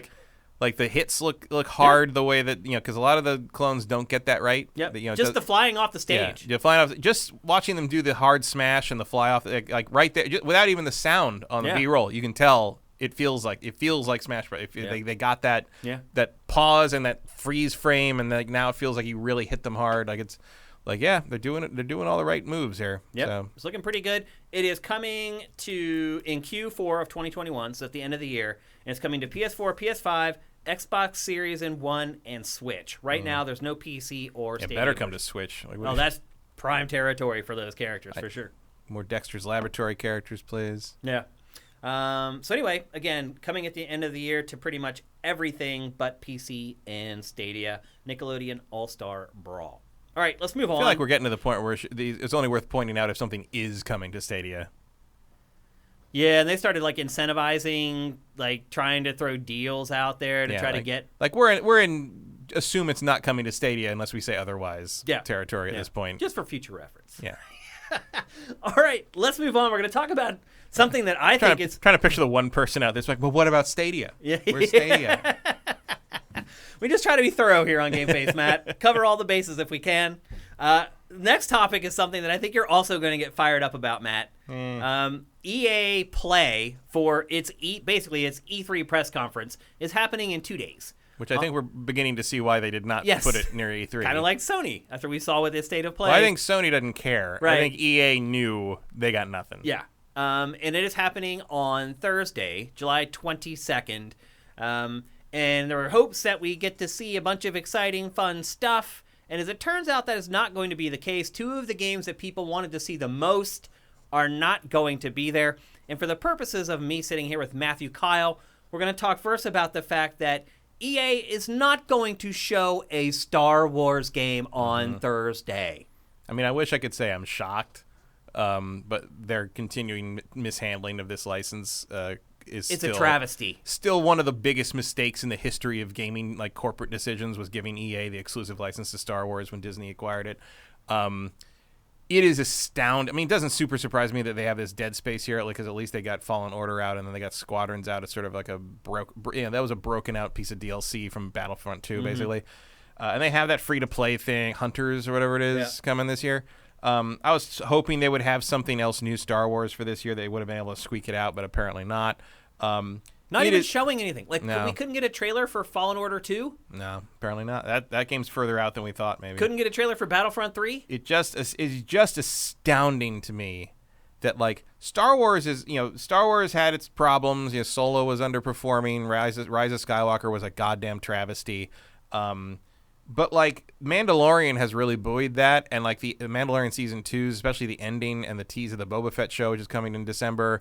You got the anime Star Wars Visions coming soon. Like, like, Star Wars is hot again. Like, whatever you thought of the sequel trilogy, like, Star Wars is still a very hot property. Bad Batch is airing right now.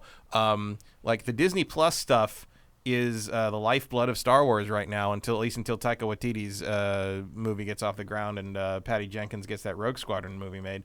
But, like, that's years out. But right now, like, you're in a really hot position right now, especially with Mandalorian. How in the fucking world is there not a Mandalorian video game by now? My guess, Matt, is that is why we're not seeing any Star Wars games. I think that's what Ubi's making. You think I think so? that's what the Division people are making, is like a Mandalorian thing. You think so? That's what I think. What makes you think that? Because I think at this point, I wouldn't trust EA with that. It's too valuable. Yeah, I wouldn't either. But, I mean, it feels like the license is open for pretty much anyone who wants to pitch an idea now. Right, but we know that the Massive is making a Star Wars game. We do. And I'm thinking that a big Division-style game that, like, deals with a bunch of bounty hunters competing and teaming up with each other and betraying each other, that feels like what you would... I would take the Division model and apply bounty hunters to that and call it The Mandalorian, and I feel like you could get away with that. Yeah. I do think why we don't have Star Wars games, though, is because people are scrambling trying to support The Mandalorian. Mm-hmm. And the Season 2, how long ago was it that it launched? That was last December. Yeah, so it hasn't even been a year since Season 2 yet. But they knew ahead of time. I mean, they knew it was going to be good. The Funko Pops were announcing the week after the episode aired with scenes from the episode. So it's not like before. Like, part of the problem with Mandalorian. How long did Season 1 launch? That was 2 years. That was. So you should be ready to show something by now. Yeah, but part of the problem with the original season was that everything was under wraps. Like, Favreau to the point that, like, merchandisers didn't know Baby Yoda was coming. Okay. Because they wanted that to be a surprise. Mm-hmm. So the reason there was no Baby Yoda merchandise or Grogu now merchandise until like 8 months later was because literally the toy manufacturers and all that, like, none of them knew. Like, no one knew about that because they literally kept it under wraps. Favreau convinced Disney to say no, we can't tell anyone about this until they see it in the show. Mm-hmm. And so they did that, which was great. It's absolutely, and it has not hurt their merch sales in the end. Definitely Let's not. be honest. I think I bought 4 Grogus for Christmas for my nephews last year. So that was so that's why last Christmas was the Baby Yoda Christmas and not the one before that. Mm-hmm. But at this point, you're probably along far enough that you should be starting to see the more high-end Mandalorian tie-in stuff, and so far it's just not happening. Yeah. And everyone's going a little slow on it. Like there was a HasLab crowdfund thing, as Hasbro does crowdfund stuff, and they did the Razor Crest. It was like a $300-something, full scale to the little figures thing. Still not out, still hasn't shipped, and they blew that ship up in season 2. So somewhere out there is like, oh, well, here's this ship that doesn't exist anymore that you paid $400 for. Yeah, I mean, I've bought stuff from Star Wars that was destroyed in the films or whatever. Oh, sure, it's all good. It's just one of those like, oh, like. I would also argue too that the season 1 of The Mandalorian, it's good, it's not great. I don't feel like it really caught fire until season 2. Like, people liked season 1 a lot. But season 2 was like mind-blowingly good. And I think season 1 definitely did catch fire in the sense that Baby Yoda was the only thing anybody talked about. But I think you're right in that I think the majority of the audience didn't get fully invested in the story until season 2. Yep. Like season now, because like now you see people who are only really watching for Baby Yoda who are kind of like, oh, I guess like next season is going to basically be like they're separate and like, they're going to be trying to retake Mandalore. And there's a lot of people that's like, yeah, I'm in. Even without Baby Yoda, I'm in for that. So like, and which sounds good to me because a lot of the characters involved in that are from Dave Filoni's the cartoons, Rebels and Clone Wars, and I like that stuff. So the fact that a lot of people do. The fact that he's basically, he's doing that in Bad Batch too. Man, a lot of his characters. I cannot tell you how many back. people have tried to get me to watch Clone Wars. You have, in fact, every Star Wars fan I know. And Clone some Wars of them at really this good. point are like angry that I haven't watched it yet. Clone Wars. So the Clone Wars thing, I would also say, if you're going to watch that, I would need to give you a guide because about half they've of that. also said that about half the show is not worth watching, but the stuff that is good is really, really good. And then Rebels is fantastic.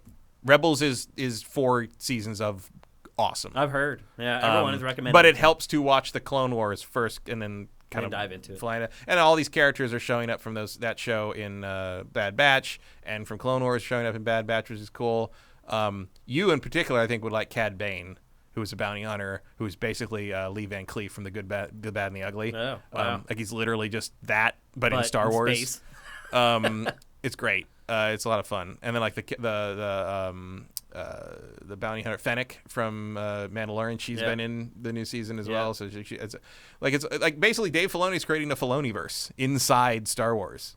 So like if you watch all these things, you're kind of getting all these connections. It's a lot of fun. And why aren't there games around that stuff? That's a very good question. I mean, we have theorized that they're adding stuff from that element of the property to like the Lego game. And that might be why some of it's being delayed. Right. Another game is still MIA. I mean, that's not EA, obviously, but like, what's up with that one, what's going on?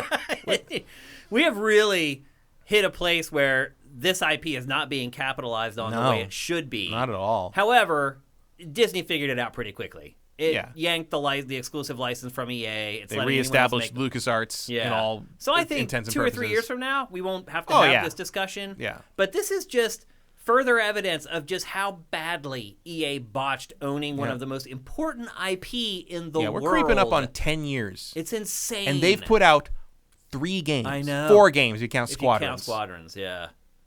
4 games. What a 2 of them are the same fucking game. I know. Missed opportunity. And one of them was such a big disaster in how they presented it that president of Disney had to call them and tell them to stop. Right.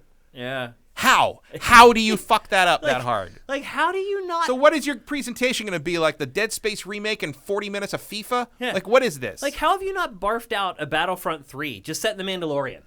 Yeah. Simple. Just throw Din in there. Just watch the money just roll in. Put in some Dark Troopers and call it a day. Yeah. It's so simple.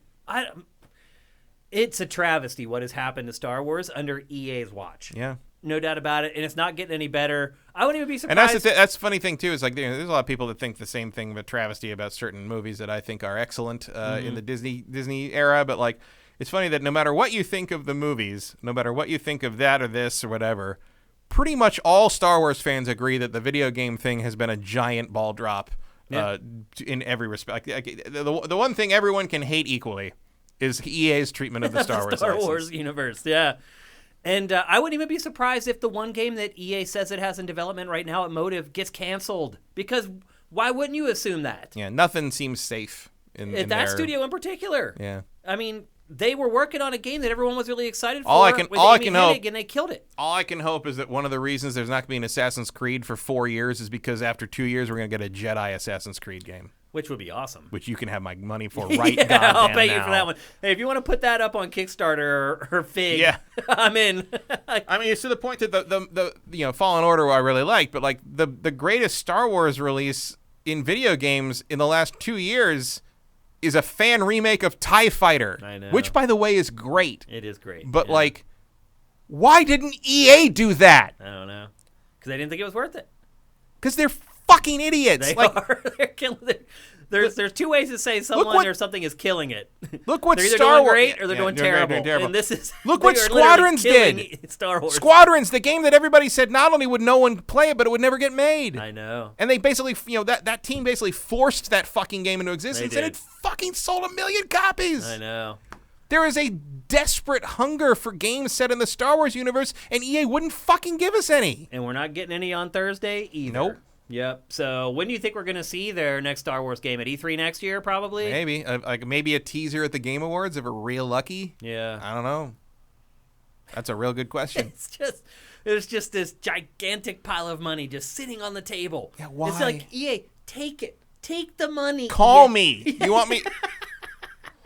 I will get some shit made. I promise. So anyway, no Star Wars on Thursday. Also, no Skate. No Skate 4. Now this So if anyone is hoping for Darth Maul on a skateboard again, you're doubly disappointed. What was that in? That was Tony Hawk. That was Tony Hawk, yeah. No Skate 4 is going to be at the event either. I understand this one a little bit more. Yeah. Because people thought it was in development for a long time. As it turns out, they just started working on it like a year ago. All right, fine. We'll give it to you.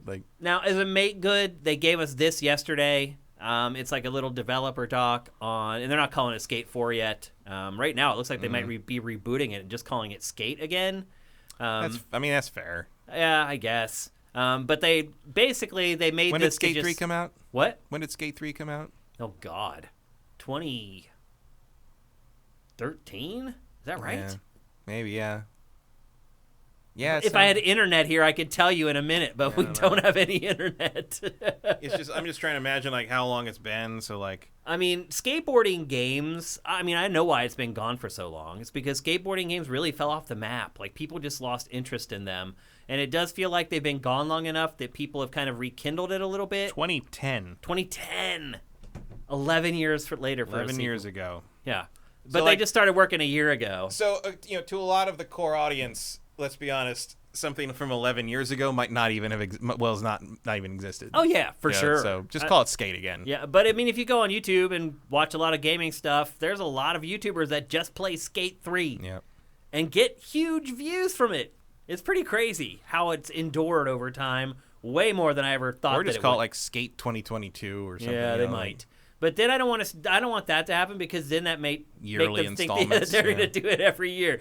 Just give us the best skateboarding game ever. Is there add to it over time. Is there a word that in skating that means modern or today or could you call it skate skate?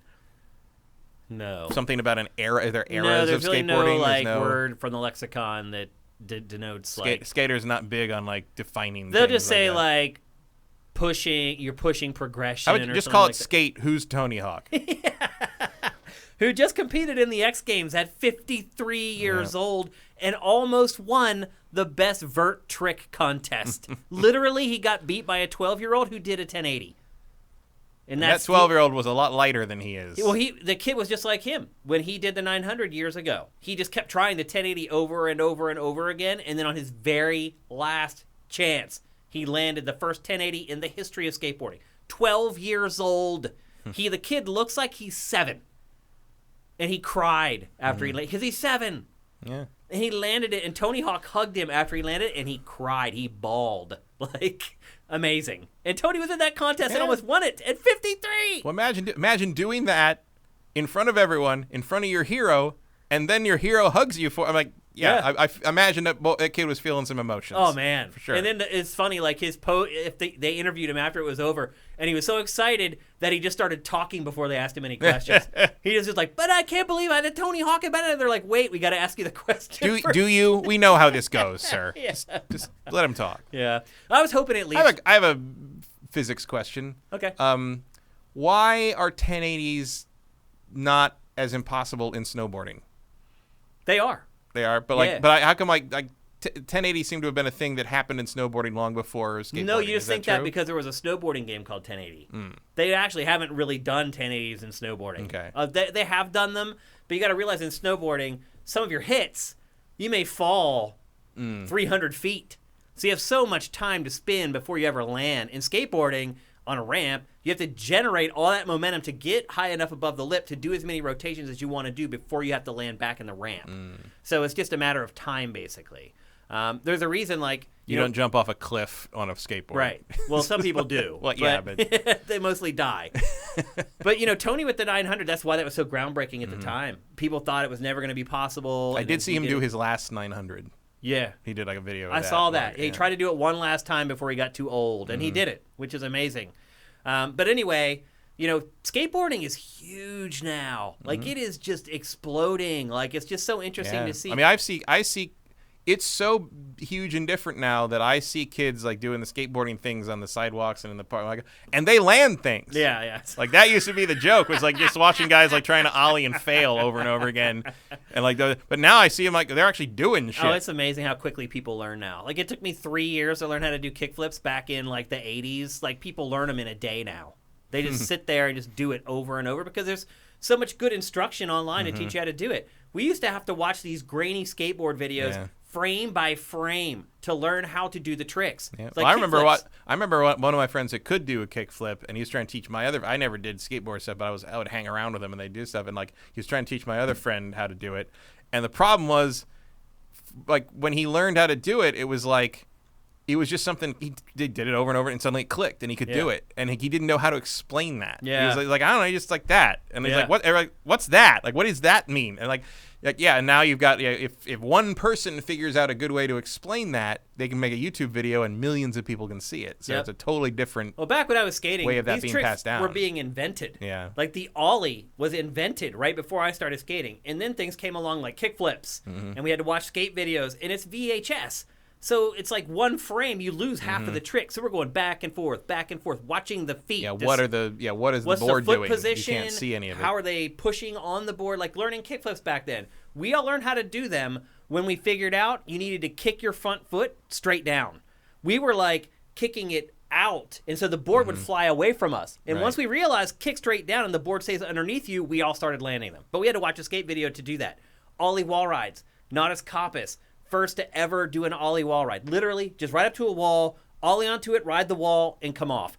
We had tried those for months, and finally they put it in a skate video, and we just watched it over and over and figured out how to do it. What he was doing that we weren't doing is once he got on the wall, he would shove his back foot down, and that would reorient your board so you could ride away. And as soon as we saw that, we learned it. Now, YouTube, every trick. There's 8,000 people teaching you how to do every trick, and it just changed everything. And so you have this progression that the sport has never seen before. It's amazing.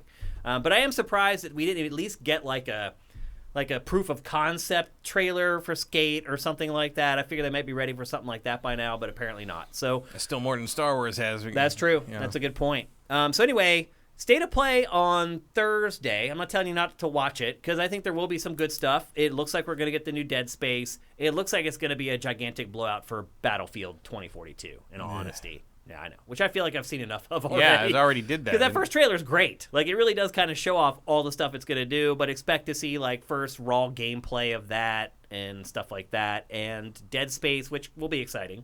Yeah, I'm interested to see what that's going to be like. For sure. And then there's sports stuff, because Madden will be coming out in a couple weeks. The new Madden will be out mid-August, like it always is.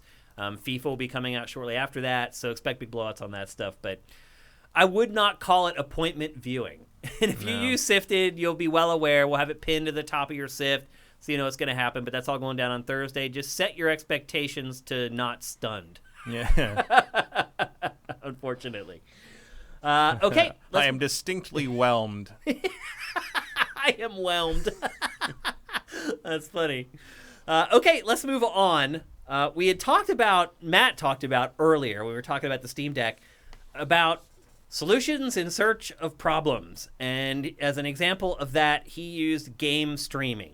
And Personally, I think it's been proven already at this point. Game streaming is just not going to work. No. If you have the resources and the infrastructure of a Google, and you can't make it work, and they did make some bad decisions that fed into the failure of Stadia, but it didn't work, and it's a failure. And now, as you also said, they're scrambling, trying to make it a success. We don't even mention it as a platform on GameFace or anywhere else for the most part.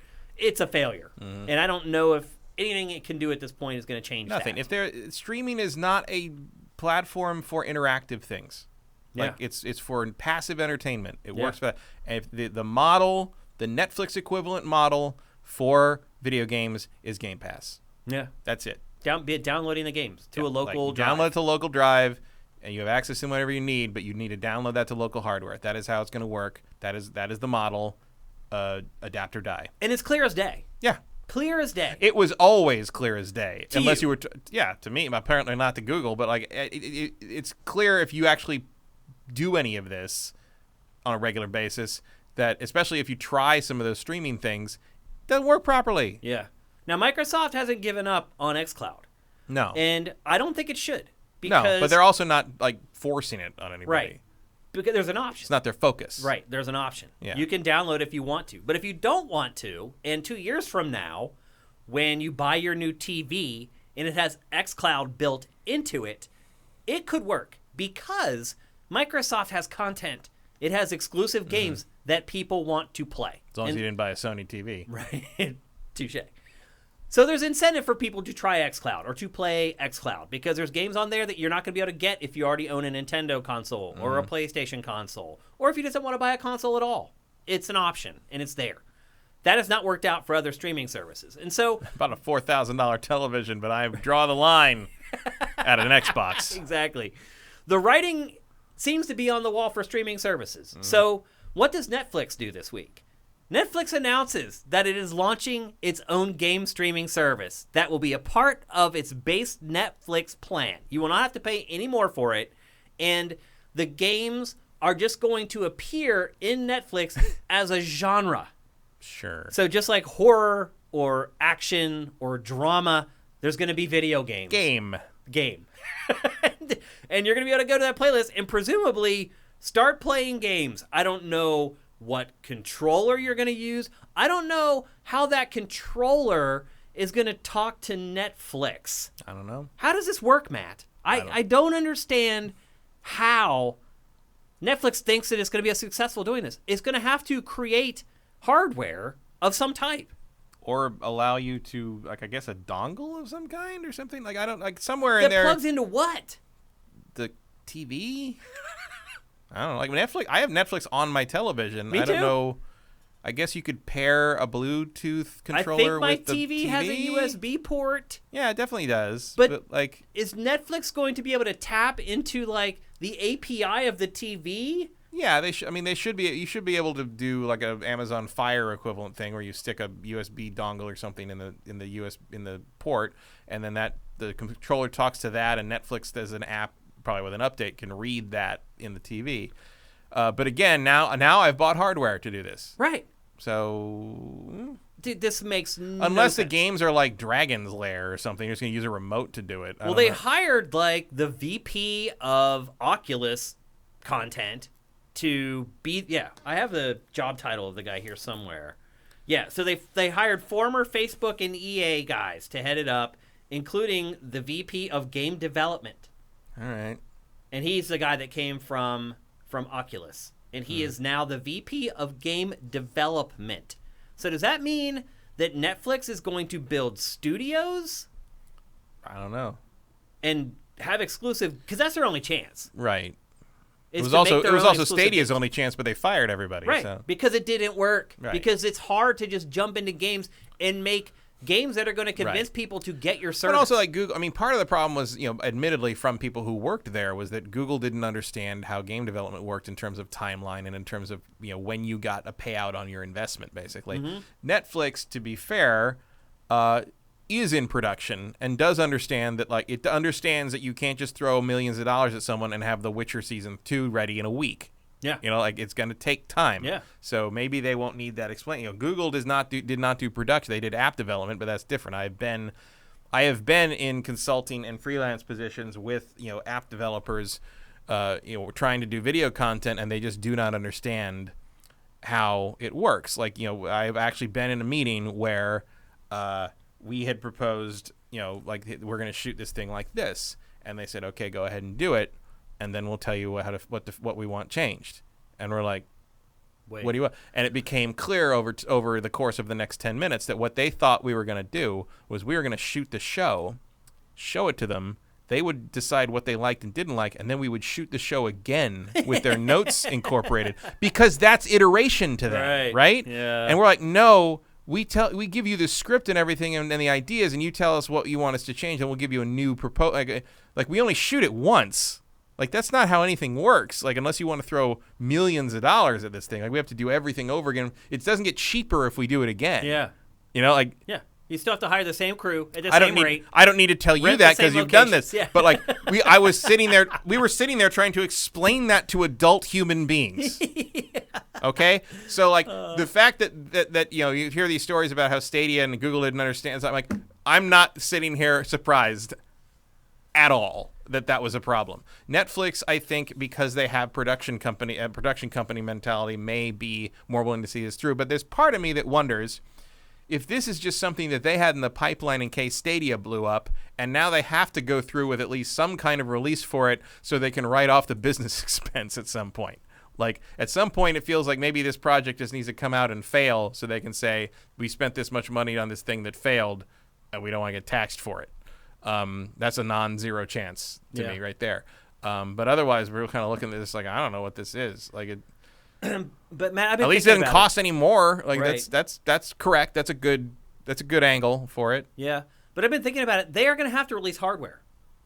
Yeah, there's some, because look, Amazon's not going to let you use like their Fire whatever to send your game streaming service. They have Luna, so they're going to keep you out of that hardware. Yeah, I mean, you could do it through like a Chromecast dongle. I mean, look, you could that's do not it. Going to work. Well, you could do it through if you have Netflix on a console or if you have Netflix on a computer and you already have controllers that hook into those. Yeah, that's you about you can it. Do that. Though. The only problem case is using the Netflix app directly on a television. Do you think PlayStation lets you do that? I mean, I don't think there's anything in the PlayStation that prevents the controller from interacting with Netflix. That's how I control Netflix on the PlayStation already. Right, but I'm just wondering if Sony just says, no, we're not going to allow you to use our controller to play games on Netflix.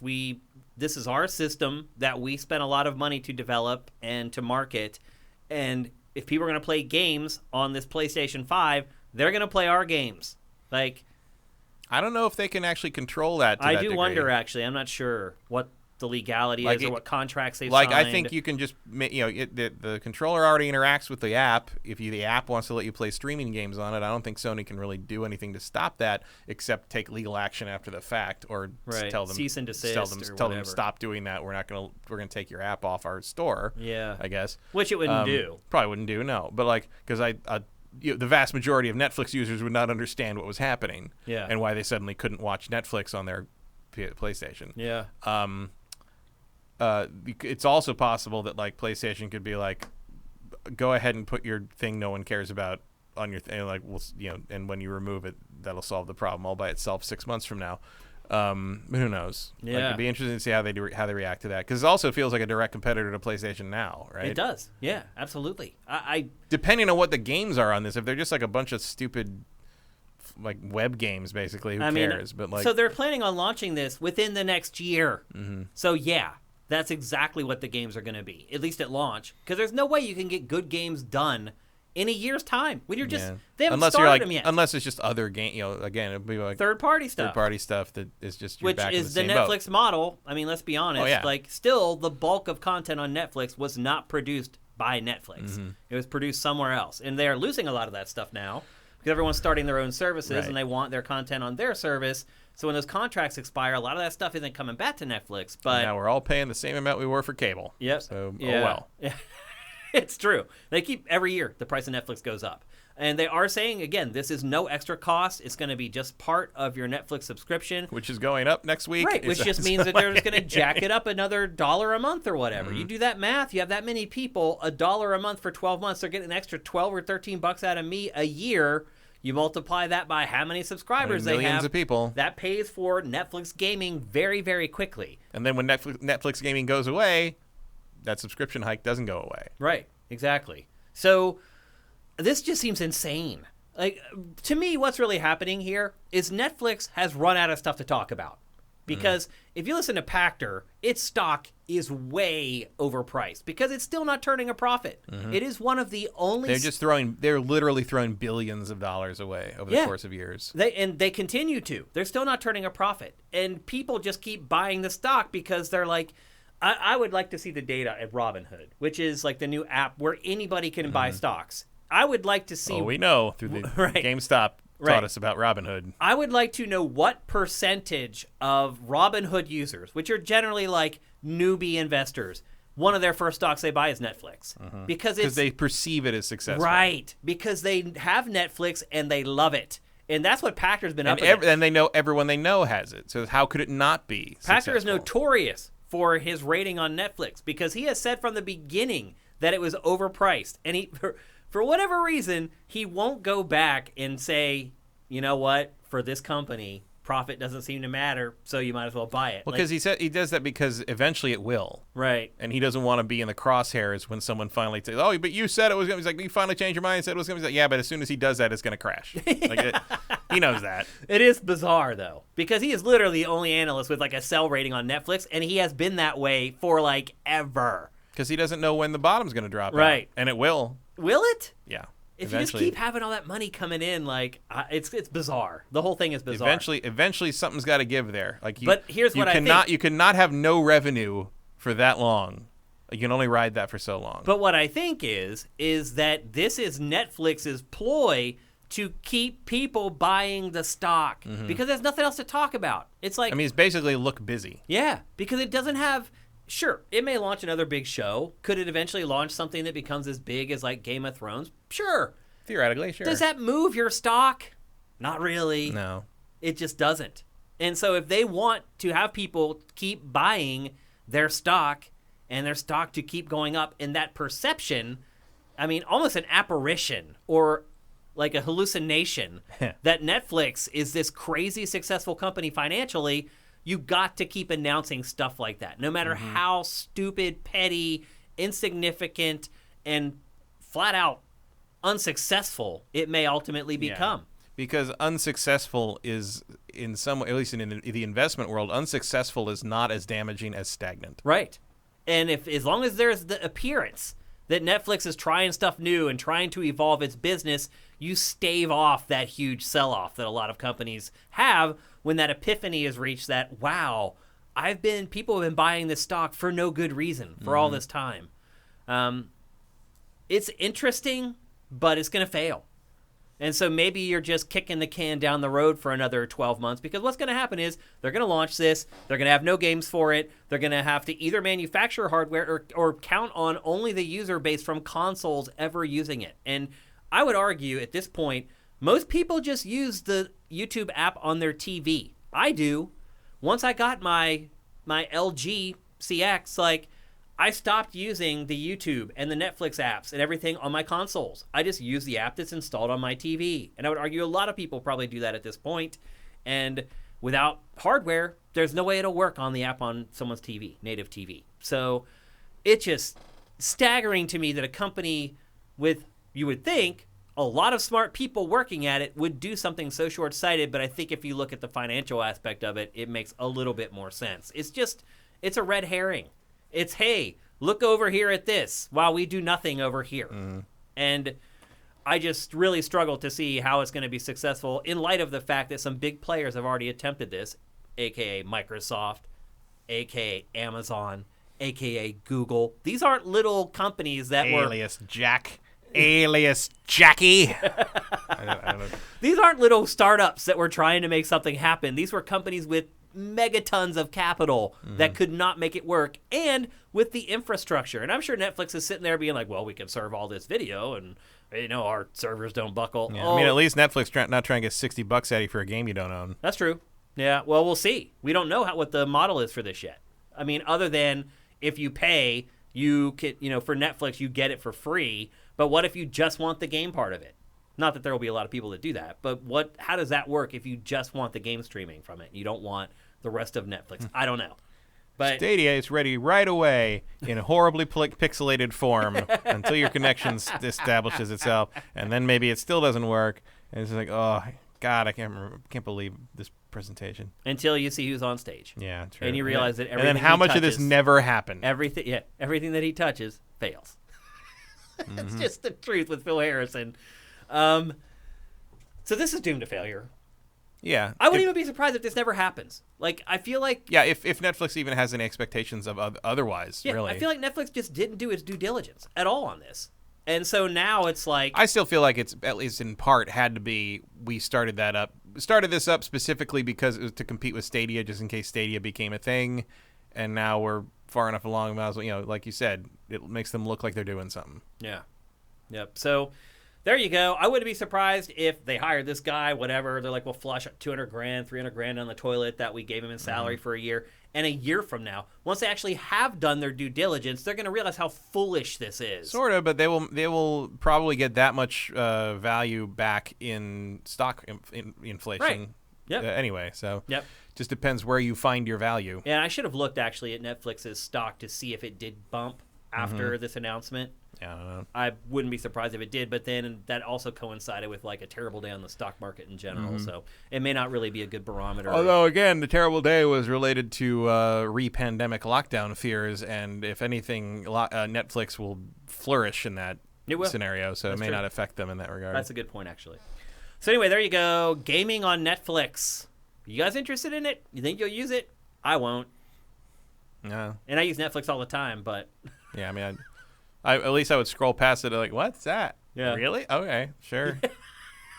That's good for somebody, but not for me. I have a feeling everyone is going to feel that way when they scroll past the game's genre for the first time in whatever Netflix. Those are. It's right. Just like, it's going to make the eShop look like a AAA fest. My guess is it's just a bunch of mobile shovelware, like indie games. A hidden object. Which might, if it's stuff like that, it might even mitigate the need for a controller.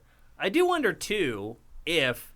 especially because so many remotes for TVs are just motion. My TV remote has motion controls in it. You could just do that, and if it's just like a clicker or some crappy mobile game, exactly. Yeah, that's possible actually, and it might be smart for them to go after that market, after moms and stuff like that who play very simple games. Like you may be able to just put something like Candy Crush on there, sure, but at the same time, it's like why wouldn't you just play it on your phone? Yeah, Solution in search of a problem. Happens way too often in this industry. So anyway, there you go. That's games on Netflix. We'll probably never talk about it again until it's canceled before it actually launches. And that is my prediction, is that this will never launch. And that it is just a red herring that they're using to make sure their stock doesn't fall because they have nothing to talk about right now. We'll see. Yep. All right, let's move on. Next up, we're bringing Vincent into the show for our next section. He has played a game, Matt, that I am very excited about. How are you feeling about Death's Door? I don't actually know what this is. Oh, really? You didn't watch Dossier this month. It was one of the 10 games that we said is worth buying this month. It is, a lot of people are saying it's like Hades, but it's really not. It looks like Hades when you look at it being played, but it's not a roguelike at all. It is just a challenging action-adventure set in an isometric perspective. Vincent has been playing it, and here is his report.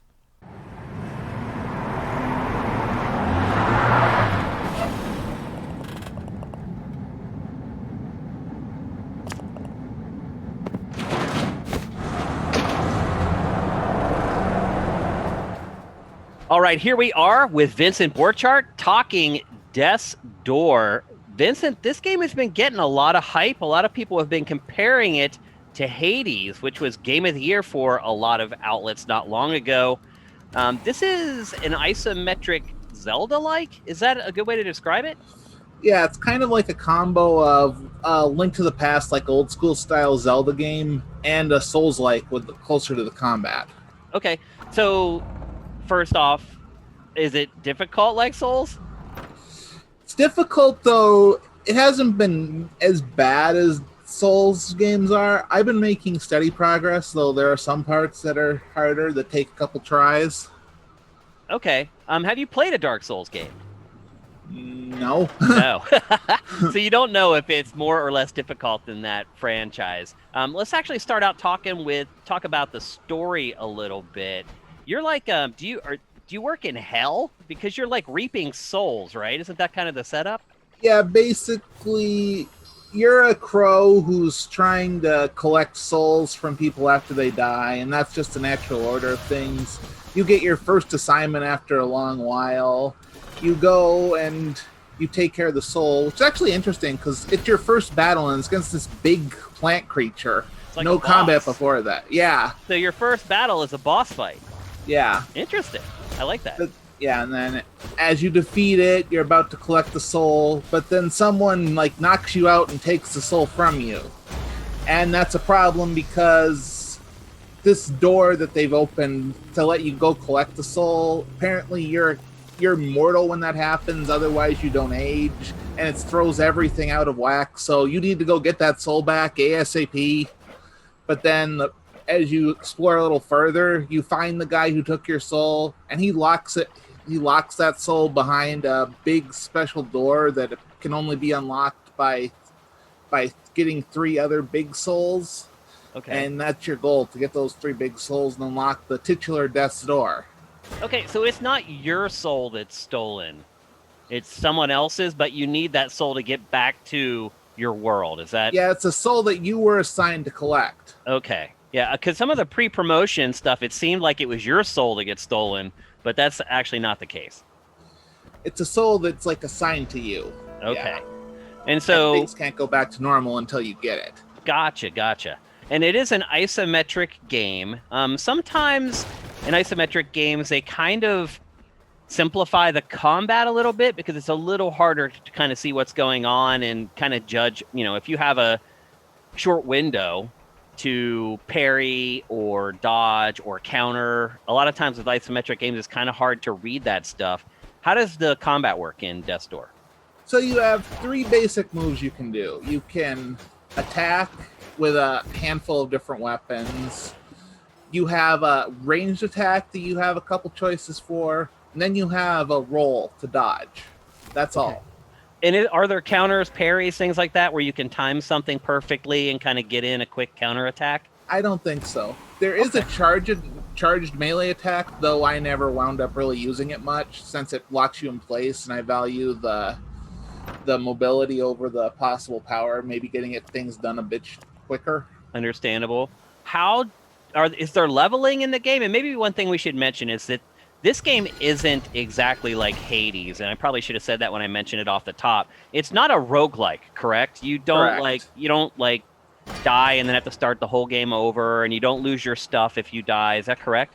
Correct. You don't lose anything. You go back to the last entry into the area that you go, but that doesn't take that much away since there's with Souls, there's a bunch of loops and you unlock shortcuts to get back to where you work more quickly. Mm-hmm.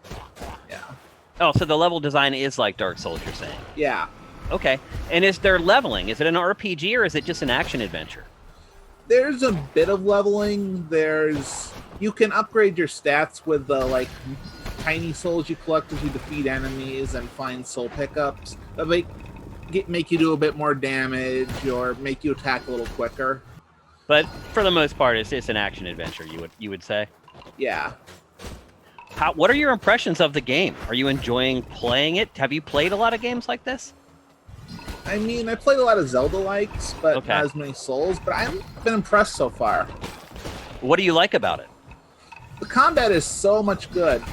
The marketing makes you think it's more like a Souls game that's isometric. Well, I'm thinking of it as a Zelda game that actually has non-trivial combat. Oh, okay. And that's an astute observation about Zelda.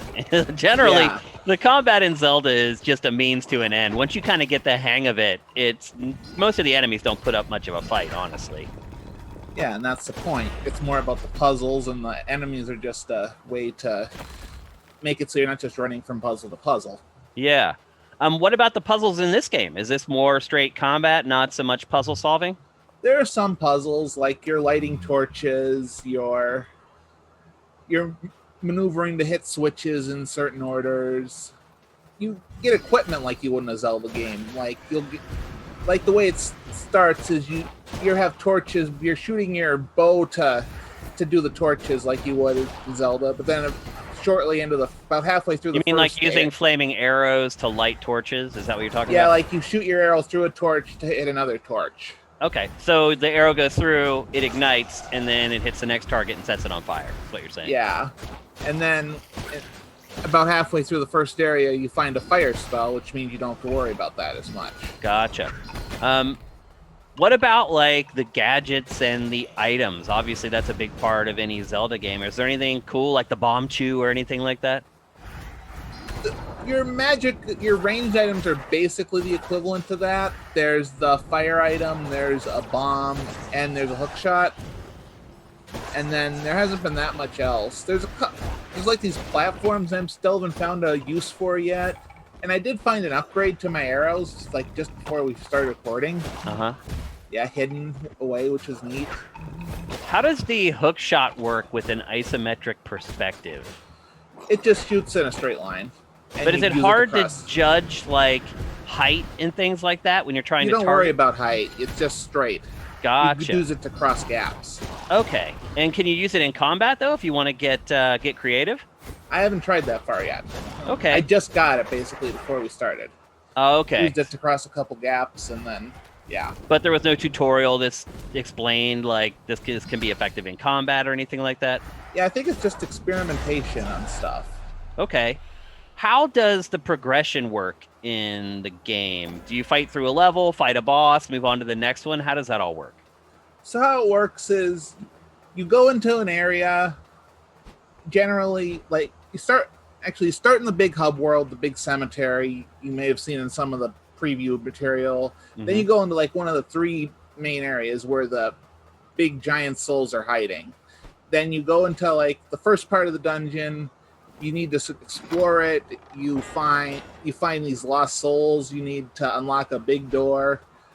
You go through that door. You go to a chest. You fight another big, relatively hard couple waves of enemies. You get the special power for the area. You go to the second part of the dungeon. You go through it. You fight the big boss, and that's your area. Okay, so you fight through the dungeon. You get a special ability that's specific to that dungeon, and there's one for each dungeon? Yeah. One has the fire spell, one has the bomb, one has the hook shot. Okay, so then you fight the boss, and then what does the boss give you when you defeat the boss? Anything? One of the big souls, I guess? It's just, one of the big souls you need. So are you telling me that there's just 3 bosses in the game that you need to defeat, and then you can finish it? I'm guessing that there's something behind the big door based on the percentage, but it's setting itself up that it's just those main 3 areas. And are you on the 3rd area now, Vincent? Yeah, I'm in the middle of the 3rd one. As I said, I just basically got to the halfway point of that. Okay. How long have you been playing so far? About 5.5 hours so far. So it's looking like it's going to be around 7-8 hours-ish. Does that seem about right? Yeah. And the game is, now I was surprised to learn this. So the game is available for Xbox and PC. Yeah, and for $20. But but not on Game Pass. I was really surprised to hear that. I was actually looking forward to this evening on Game Pass, booting it up, downloading it, and playing it. But that's not the case. You have to pay for it full price, right? Yeah, my guess is it'll be on Game Pass eventually, since most of Devolver's games end up there for at least some time. But it is interesting, though, because most games that are PC and Xbox end up on Game Pass day one. But it sounds like Devolver maybe thinks it has a big hit on its hands here. It doesn't want to give it up for nothing out of the gate. Yeah. Does it? Does it have something here, Vincent? Yeah, is this a special game? I think it's really good. There's like interesting parts. Like one thing in the combat that's interesting is that you have just 4 shots of your magic arrow or fire or whatever, and you recover those shots by hitting with melee attacks. So there's a balance. It forces you to have a balance in your combat. Yeah. And it forces you to learn the whole combat system, essentially. Yeah. have you, now that you've been forced to do that, have you found any bumps in the road? Do you have any criticisms of the game at all? The main criticism is that it's a little easy to get lost. Like other Souls-likes, there's no map, which is annoying, especially since one of the points is that you can backtrack to go find stuff once you get the bombs and the hook shot and etc. Are there reasons to, like a Metroid game, where you have this ability and now you can go back to old levels and there's new doors you can open? There's hidden stuff I've seen. Like there's the poles for the hook shot. There's bombable walls I remember seeing in the first couple areas. And I assume there's stuff to them. But like that arrow upgrade I found, that was in an area that required all the fire and all three abilities to get through. Okay. So that's a kind of decent reward. But you're struggling to come up with any criticisms. That's a good sign.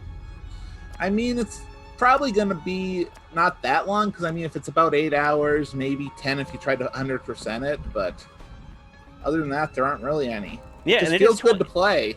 Does it? The controls feel good? Yeah. You've been playing it with a controller or a mouse and keyboard? Controller. Okay. And everything feels nice and responsive? Yeah.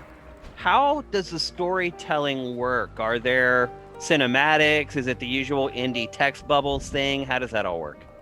There's the occasional cinematic, but there's no voice acting. It's a lot of text. You read a bunch of stuff. You talk to people when it comes up. There's a lot of lore, like how clearly at some point in the past of this soul reaping operation, something really bad happened and they had to close stuff off, and presumably I'll learn more about that when I go and unlock the actual door. That's clearly what it's setting up. Like, I'm going to find what the heck they closed up things off for. Yeah. What about the boss fights? Have they been inventive, creative? Yeah, very interesting ideas. Trying to dodge things. Yeah, I don't know how much I want to spoil them. I have some B-roll of the first big one. That one was typically, we're okay showing the first boss fight in a game. Yeah. People are going to consider that a spoiler. I don't know what to tell them, I think. But, like, the second boss fight was more inventive, but I don't want to get into that as much. Yeah, you don't want to spoil it. But they've been fun and cool and creative. Yeah, interesting ideas. Yeah. So this game is $20. It's for PC and Xbox. Do you recommend people pick it up? Keeping in mind that July is really slow. In fact, this game was included in our list of 10 games worth buying in July 2021. Do you recommend it? Definitely, as long as you can afford, like, you don't get too frustrated, because it isn't trivial. You are gonna have to try and learn the combat system to make it work. Have you got really frustrated? Like, have you got to the point where you almost threw your controller or anything like that? Not through my controller, though. There are some things, like the battles for each ability are pretty big difficulty spike. And notably, they generally introduce like harder variants of some of the enemies for the first time in there. You've got to basically do 4 waves, and that's one of the other parts. Is that, without dying, you have to do the 4 waves? Yeah, that's the other part. You only get 4 hit points, and then before you die. There's a bunch of pots around the levels that let you refill your health. And they're generally, you'll find one before any of the big fights. But still, for basically every section of the game, you can take 4 hits before you're dead. Yeah, there are a couple heart pieces and then magic pieces to give you more ammo. Though I've only found a handful, so most of them are really well hidden. Or they're just being stingy with them, right? Yeah, they're just like, we're just not going to give you enough to make the game easy. Okay, well, it sounds like that's a buy, provided you have a constitution willing to accept the challenge. Does that sound fair? Yeah, but even if you don't, like, it'll probably end up on Game Pass sometime in the next year or so. Yeah. Give it a try then when it does. So you're saying don't buy it at $20? No, I'm saying if you think you might not be able to handle the challenge, still try it then. But if you are willing to handle the challenge, definitely try it now. Okay. Or if you want a Zelda-like, that would work too. With a little bit more bite. A Zelda-like with some bite. Cool. Okay, well, there you go. That's Death's Door. We are recommending a purchase at $20, but just keep in mind that it is going to put up a challenge. Thanks for talking with us, Vincent. We appreciate it. No problem.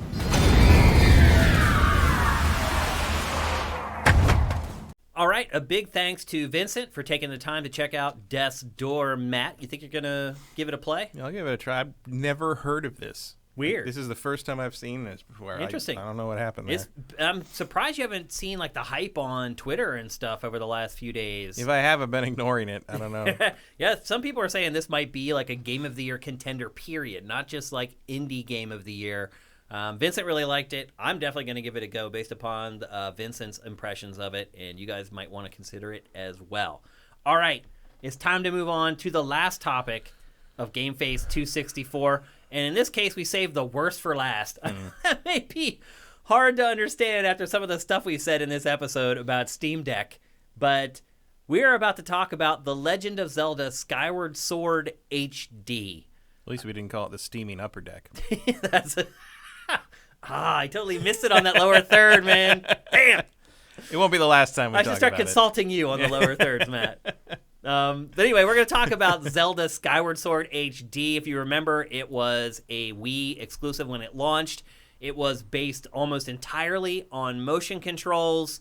And this new version for Switch, in addition to being rendered in HD at 1080p, it also has new button controls that you're supposed to be able to use if you don't want to use the motion controls with the Joy-Con. Matt. And I don't. Matt, and I also tried to play this with buttons instead of motion controls because motion controls were my biggest complaint about the original game. Among others, it's not one of the better 3D Zeldas. I don't think that's It is the worst 3D Zelda. It probably is. I think objectively it probably is. Like the only Zelda game I like less in the main series, like not counting like the CDI stuff or whatever, is Phantom Hourglass. Yeah. This is my second worst Zelda of all time, as far as I'm concerned. It's pretty close for me. It's definitely my least favorite 3D Zelda, without a doubt. And most of that had to do with the motion controls. So I came into this game with an open mind, and I was like, they may have actually fixed my biggest problem with the game, and I may enjoy it a lot more this time. Now, I will say this. Back when I reviewed it for Game Trailers, back when it came out, I did have issues with the motion controls, but there were a lot of elements in the game that I actually liked, and it did get a decent review score from me. That was also, 11 years ago? 9. I think Not only 9? I thought it was 2012. I feel it was near the end of G4, if I remember right. So it's been a long time, but not... Might have been 2011. I can't remember. Yeah, it's been around a decade since I played it. And so expectations have changed a lot in that amount of time. There have been tons of action-adventure games that have been released. In all honesty, the genre has kind of morphed into action RPGs. And it's warped. And it morphed onto... I mean, a decade is an eternity in video games. It is an eternity. And so I had hoped that maybe some of the other kind of progression and changes that have come to that genre in the last 10 years might also be included in this. Oh. Would it be Skyward Sword then? Is it Skyward Sword if it's good? Yeah. I was hoping that it could be both those things, yes. I had kept an open mind about this game and had hoped that they could improve it in a lot of ways that would make me enjoy it more than I did. Well, actually, I did enjoy it back when it came out. I just know that... I did not. You did not. But I really dislike this game. Well, I think a lot of your enjoyment of this depended on whether you had the Motion Plus. Some of it. I mean, I did have I got the version with the stupid gold Motion Plus thing. And if I just don't... It's not what I don't want to think about the combat in Zelda that much. Like, it's just like, oh, look, they wangle this thing. It just feels like it felt like a Wii Sports Resort minigame. In fact, most of Wii Sports Resort's minigames were test beds for the mechanics of this game. Yeah. And that is not a compliment to either of them. Well, Vincent brought up in his discussion on Death's Door that Zelda... Fuck that sequence. that Zelda isn't about combat. Combat is just like a means to an end. It's a way to get you from one puzzle to the next puzzle. It's an adventure game, not an action game. Yeah. Like, it is an action adventure because they do put the combat in there. It is. But it's just to keep you from just running from one puzzle to the next, to break things up a little bit. Right, but there's a reason it's established the adventure game. Right. It's the genre. Yeah. That's where it came from. Yeah. And, like, it's the first time I ever heard anything called an adventure game was when the first Zelda came out. Yep. And it was really an adventure game. Yeah. There was combat in that tons. too. I mean, you're fighting tons of stuff in that game. That first Zelda will kill you in an instant if you don't watch yourself.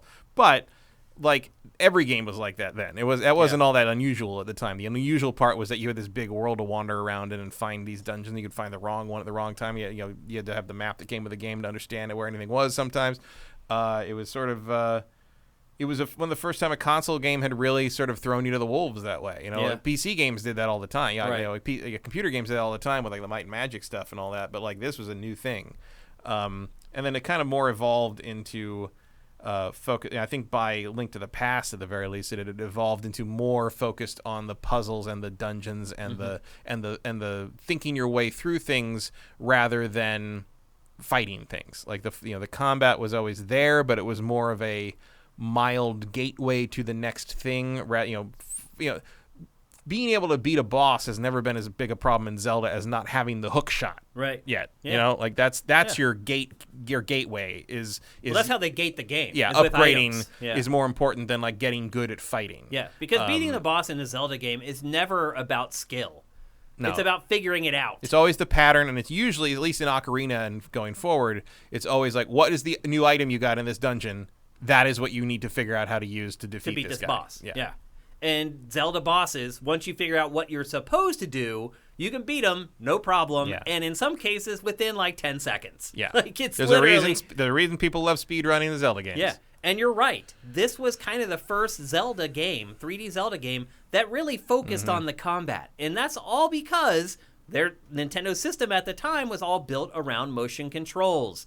And again, that was my biggest complaint with this game when it came out. I did have the Motion Plus, and it still just didn't work right. Yeah, and there was like more not complicated, but there was more involved combat elements in Twilight Princess and Wind Waker. Yeah. But I think those games were about as far as it needed to go. Yeah. Oh, yeah. Absolutely. Like, Wind Waker... I would argue Ocarina of Time, they figured out, like, the combat, more or less, and that was as far as it needed to go. But Twilight Princess and especially Wind Waker had, the counters and flipping over the guy and kind of all that's that. True. And Wind Waker added sort of the musical element where, like, and this has that, too, to some degree, where, like, as you hit things, like, you get a little musical tone that, like, it's like a song that plays, and every time you hit them, the note changes. Note goes up, and it kind of makes it more, it's supposed to make it more exciting, I guess. Yeah. I think Wind Waker really nailed that in the end. Yeah. This doesn't, like, there's moments in this one, because you're supposed to be able to swing the sword a certain way, and if they're blocking this way, you swing it the other way, and it's functional, like, but is it? It's yeah. When you're talking about the HD remake, yeah, I'm talking. Really? I can do it, but I don't like it. Like I hate it. It's just like I'm sitting there. I'm sitting there like, why am I having to take this much time to get through like a basic moblin? Right. And like I boom, okay, you can't boom. Oh, they blocked the last one. Now I got to do the weird thing, the diagonal thing. It's okay. Now he's dead. Okay, and like it's the only Zelda, at least the mainline Zelda I can think of when I come back in a room from somewhere else and all the enemies have respawned, and I just go, oh, for fuck's sake! I gotta fight these guys. I gotta do this again. It's not fun. Yeah, it's not fun. I played it with them. I tried it with the Joy-Cons briefly, and it still works pretty much the same as the old one did, I guess. I mostly played with the Pro controller. Me too. And I can get it to work. Like, it's fine. I feel like I can't get it to work. I can do it. I can do the combat just fine. I just don't like it. My problem is, my biggest problem with this game has always been the camera can go fuck itself because the Wii had no right analog stick. There was no clean way to control the camera, and now the right analog stick is being used for the sword. So there's still no way to just swing the camera around, and the camera's always at a weird, awkward angle. If you hold the L1, you can tap L1. You can move the camera. Right, but you hold L1, you can look around like that, and you can tap it, and it goes behind you. But I don't have any way to adjust it as I move. You tap L2, and it will center. So L2 center, hold L1, and you have control of the camera. Yeah, but you can't really do anything. Oh, it's that insane. Way. Like what I'm saying is that we are used to in modern games, even back then, we're used to being able to adjust the camera on the fly as we move. Because as you move through the world, the character, any Dark Souls player knows this. Like you have to be able to move the camera around to keep the character in view. And there's even things where like what was I using?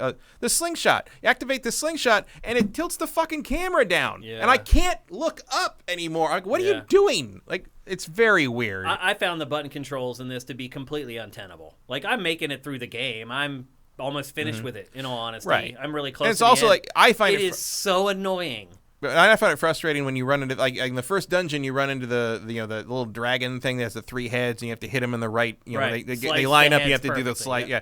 And it was just this moment where I'm like, look, I don't have an issue doing that mechanically, but it's just like it was just a reminder of how thoroughly this game's design is torpedoed by bowing to the gimmick. There's no saving it. No. That's what I realized playing this. There's no saving there is no this way game. to save this game. Because this game was built around the motion controls, there is no way to fix it. Yeah, it was built around a fad. There's never going to be enough buttons on any controller to make this work. Never. There is Zelda. One of Zelda's strengths as a series, as a franchise, is that the games feel timeless. This does not, and never will. And it never will. And there's nothing you can do about that. Huge mistake on Nintendo's part to build. Look at that. I know. Yeah.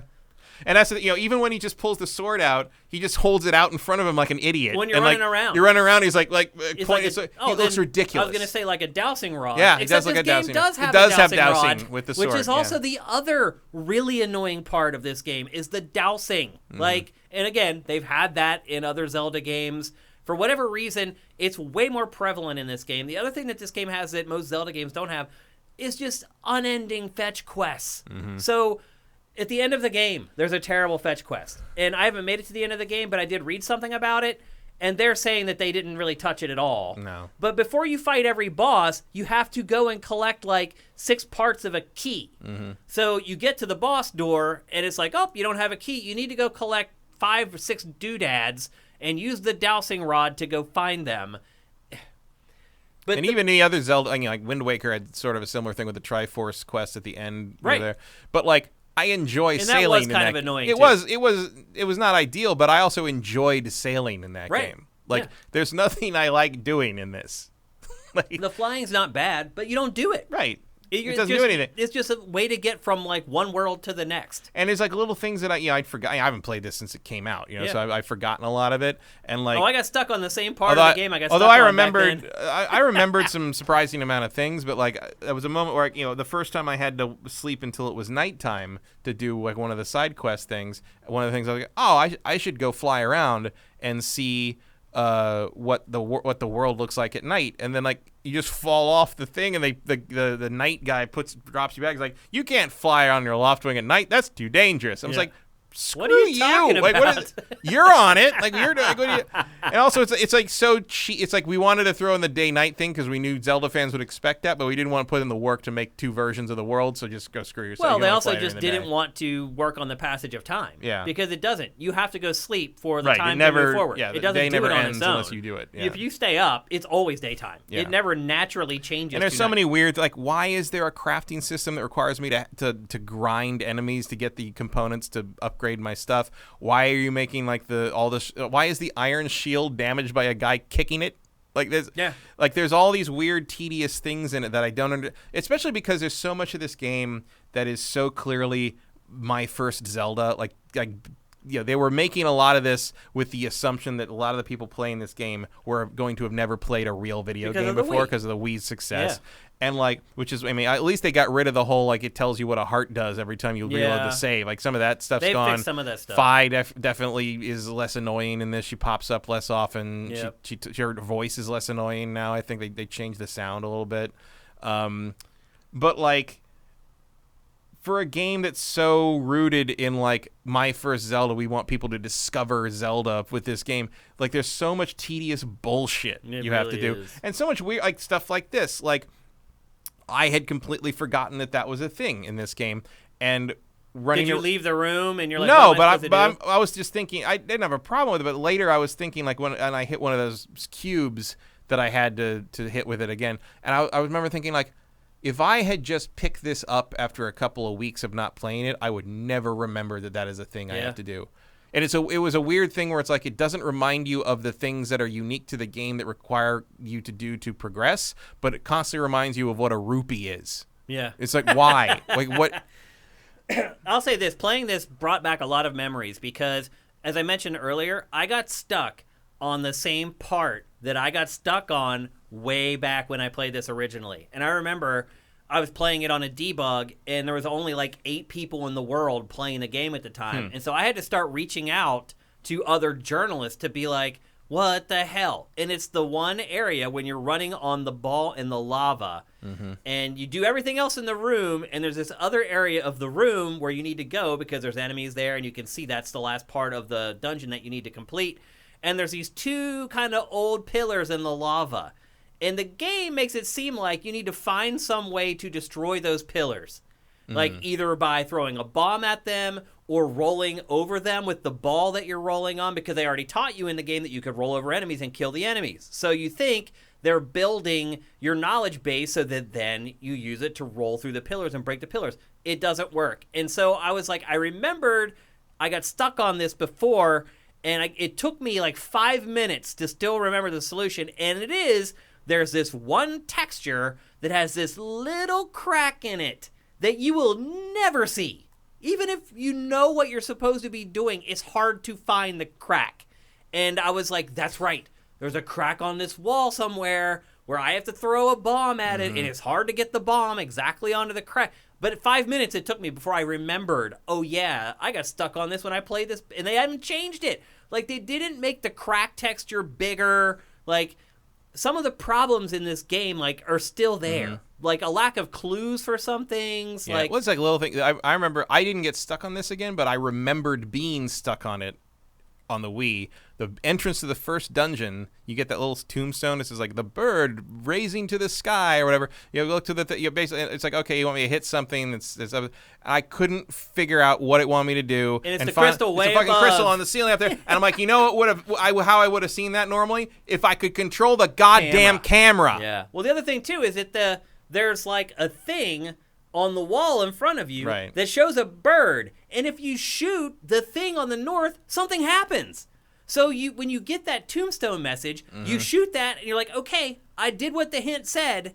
And again, you're right, because you're not always controlling the camera. You do not see that there is a crystal right above that mural that you're supposed to hit. It took me like a minute before I figured it out, but I had been on a tirade of like trying to make the camera work in the game. Like, there was a time where I was like, well, I'll just tape down the L shoulder button. I had that moment where I was like, that'll work. And then I realized if I do that, I can't use the sword. Right. Because if you tap the L1, it gives you camera control, and then you can't use the sword. So it's like a modifier. And like Making this game all around motion controls was a horrible idea. It was so short-sighted. Which I have always said and was like roundly mocked at the time.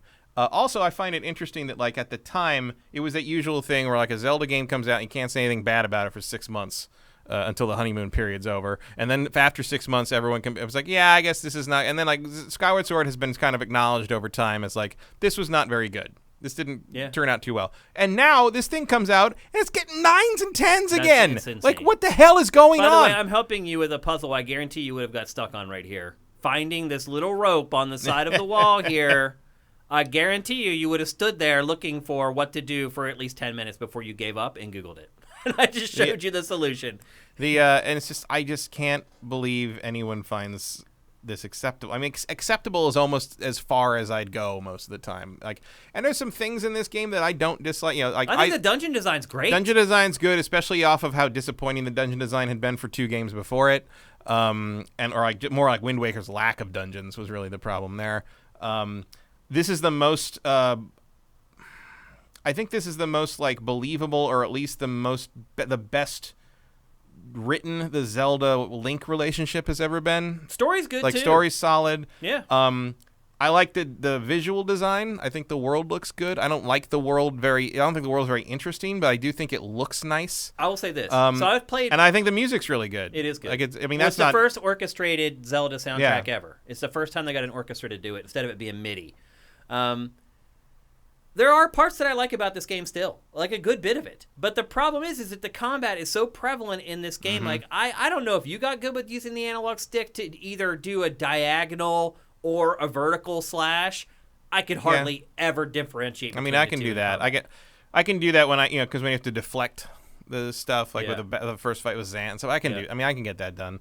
The main thing the problem I always have is I forget that it takes time for him to draw the sword. Right. So like I forget that it's better to have the sword out already and run around with it. Always have it sticking around, like pointing at people. Yeah. I mean, for all its faults, I have pretty much stuck with it. I'm pretty much at the end of the game at this point. Will I finish it again? Probably not. Yeah, I mean, I played it more than I thought I would. Because it's got great dungeon design. Yeah. I mean, once you get it, when it has dungeons, that's the other thing. Having dungeons is nice. Having dungeons is a big deal because the last one did not. And so it's also interesting to play this, Matt, and see some of the elements that I didn't even realize at the time, or even after I played Breath of the Wild, I had forgotten that some of the elements in Breath of the Wild were actually introduced here. Yep. The stamina meter. Stamina meter is definitely there. my eternal nemesis, the stamina meter. It is in this game for running. Even when you use your sword, like if you do too many spin attacks, you just stand there slumped over. And I do. And I do too. Because again, like if you using the right analog stick for the sword, like if I want to slash like right to left or left to right, sometimes I end up doing the spin attack instead because the spin attack is left left or right left right. And so I really I have almost gone back to using the Joy-Con to play the rest of the game. I feel like I do have more control over my sword using the actual motion controls than using the right analog stick to do it. Like a lot of the battles when I play with buttons, I just mash. Because trying to get very specific with it is pointless. Because a lot of these enemies, if you mash, you'll just kill them anyway. Because eventually they'll change their stance. Yep. And you can slice so fast that as soon as they change your stance, you get those 3 slices in and they're dead. And so I am probably, if I do finish this game, I'm going to go back to motion controls and play it with the Joy-Con. Like, playing this with the button controls to me was infuriating. I still like the button controls more. Do you? Yeah. I really cannot emphasize how much I despise motion controls. I know you do. And I'm more open to them. And this is not good. Here's the other thing, like with the camera and the like, if someone who wasn't Nintendo released a game in this state with these controls and this camera, it would get fucking roasted. Roasted. Like it would get 4s and 5s. I don't think it would be that low, but it would be with that camera, it would get 4s and 5s. It is a disaster. So I just gave up manually controlling the camera, and instead, I'm just constantly tapping L2. This is just funny. Like that looks ridiculous. You think that looks good? I know. Anybody like that? Well, no, this is me spamming the button controls. Well, because why play it the way it wants you to play it? Yeah. When you can just do that. Like, because that's the other thing. Because it's my first Zelda, it's still designed to let someone get through that doesn't know what they're fucking doing. Yeah.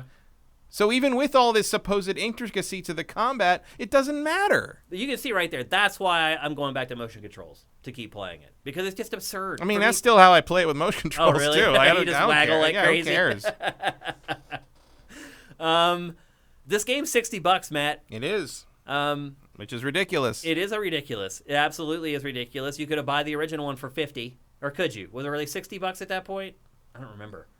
Oh, the Wii U or the Wii one? Games, yeah. Oh, yeah. I think it would have been 60 at the time. Yeah, because I guess 2006 is when they went up. I think I paid 70 because it came with the Wii Motion Plus. Oh, right. Yeah, they did release that special version that had the gold Motion Plus. It didn't have the big long attachment. Right. It didn't have the plug-in. It was just all incorporated. It was all built into it. Yeah. Which was nice. That became my default Wii controller after that. Yeah.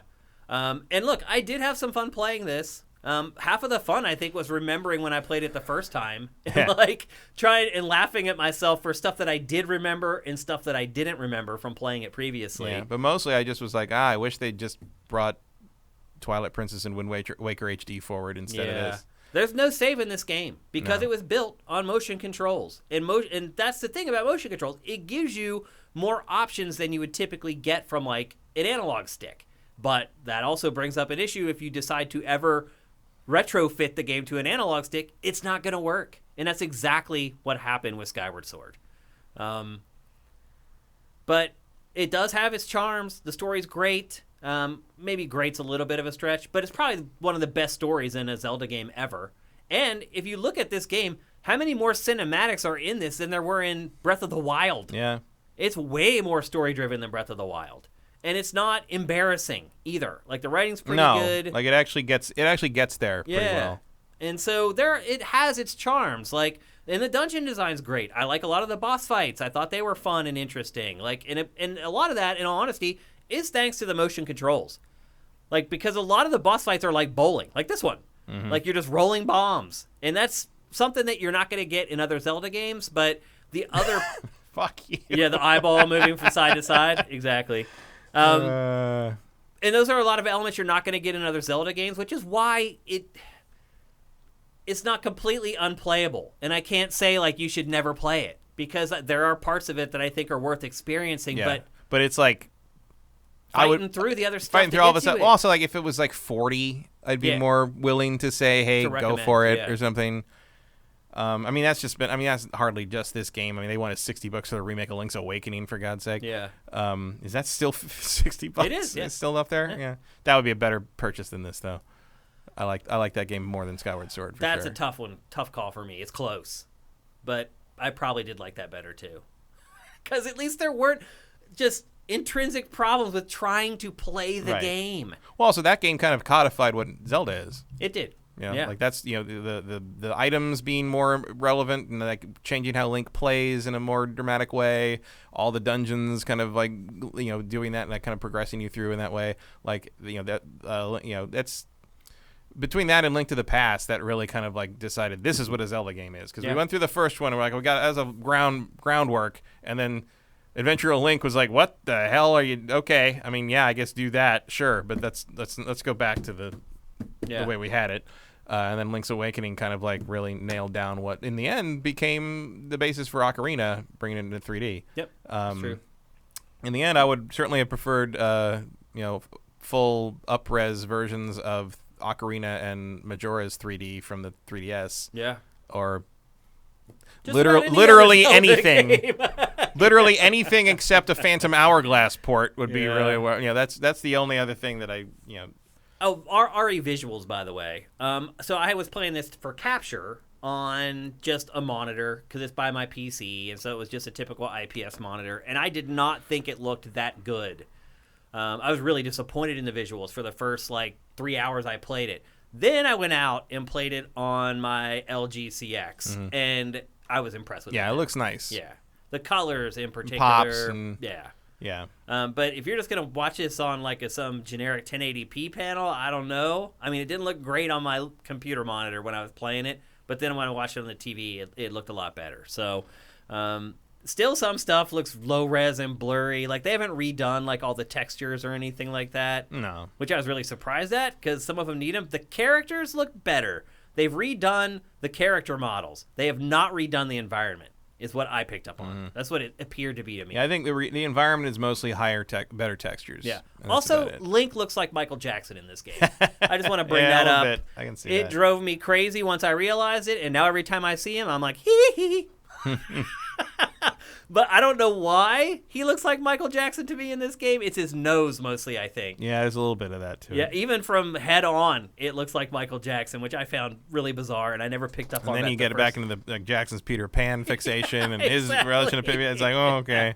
The whole new weird area now. Yeah, but I do not recommend buying this. It's $60, especially if you played it back for the Wii. Yeah. What about if for you people if you who've never love if you love this game, I guess you're not Well, going to yeah, change your mind. you've already bought it. it. You don't care about what we say about this game if you already think it's the bee's knees.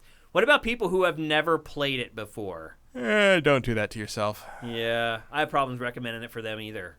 Even though it is really integral to the Zelda timeline. Yeah, it's the first game chronologically. It's really important. You learn where the Master Sword comes from. You learn why it's called the Master Sword. You do. You learn how you became friends with Princess Zelda and what built the bond between those two characters from the beginning. Why all the symbology in Hyrule looks the way it does. Yep. They really did go in hard on the origin story, and unlike Solo, most of the answers are pretty satisfying. They are, yeah, and they make sense. Yeah, and that it is important for that. And the dungeon design is good. There's also a couple power-ups that are fun to use or really versatile to use. I think that's why even people who didn't like it, like me, we're still sort of had a little bit of hope on this one because it was like you said, the hope that you change it to button controls, get something functional or workable, even if it's not great. Yeah. We can get through this thing and have a good Zelda game on it. But I agree with you.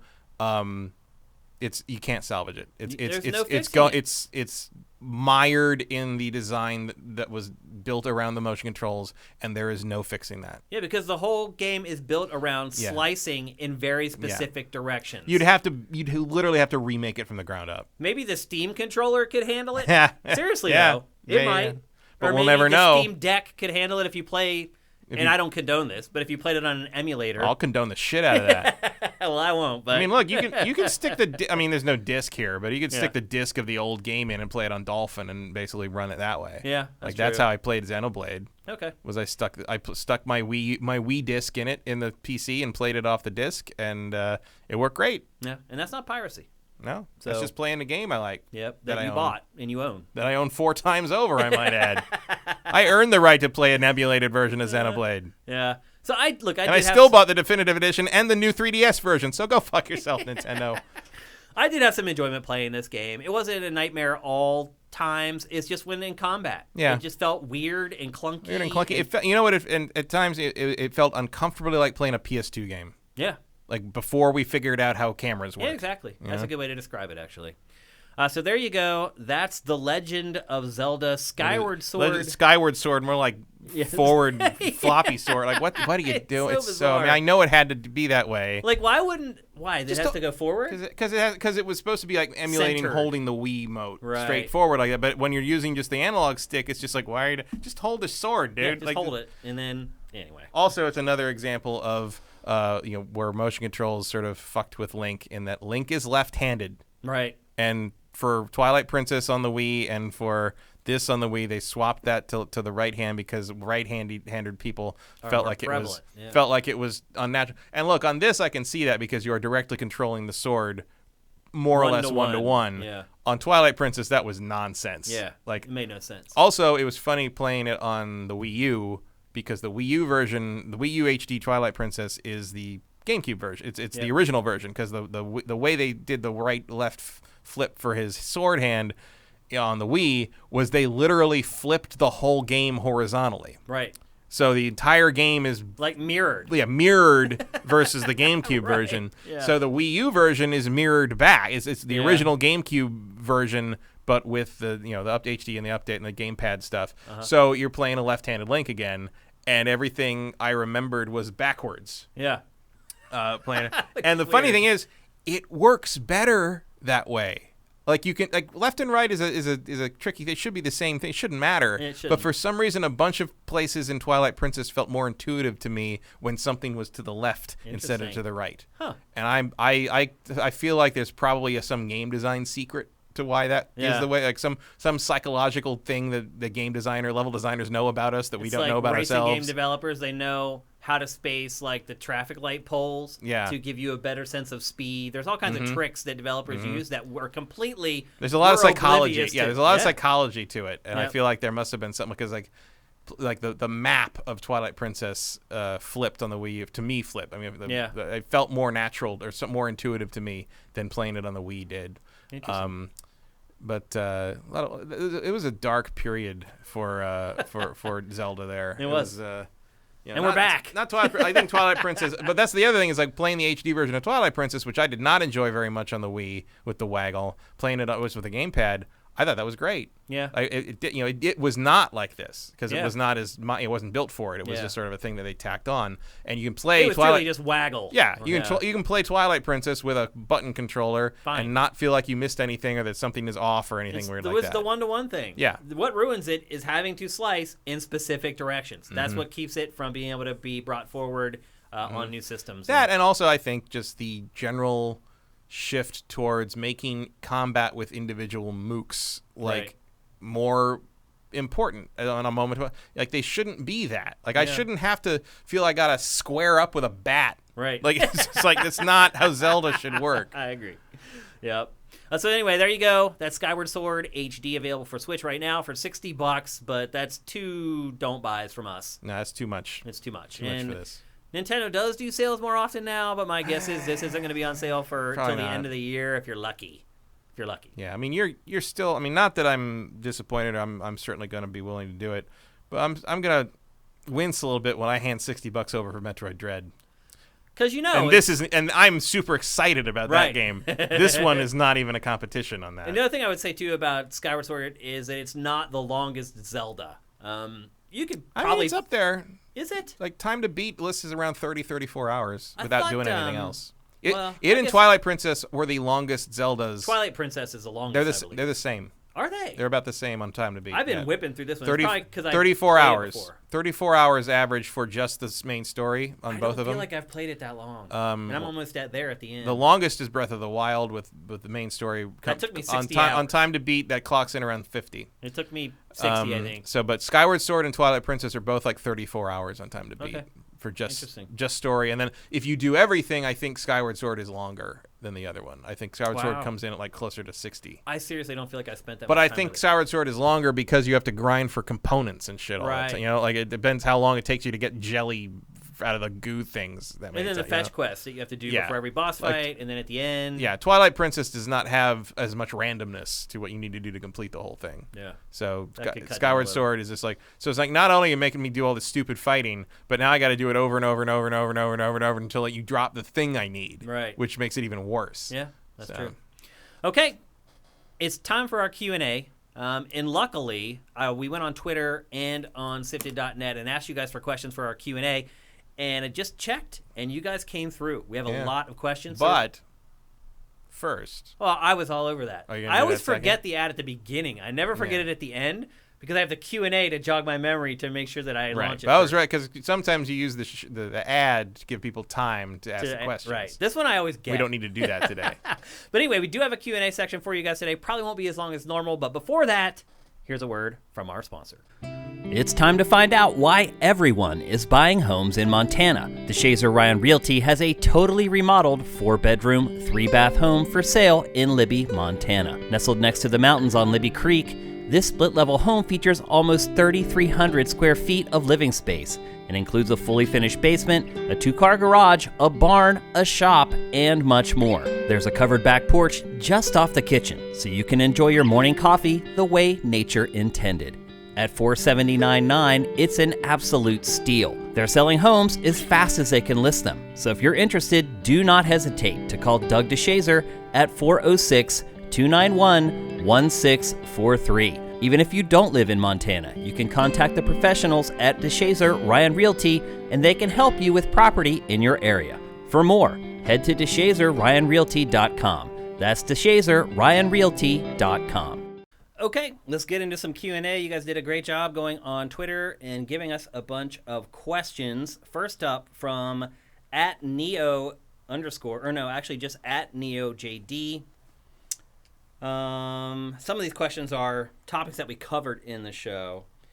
And in fact, they asked about Loki. You already talked about that. Here's one. Thoughts on the Jackass Forever trailer? Could not possibly care less.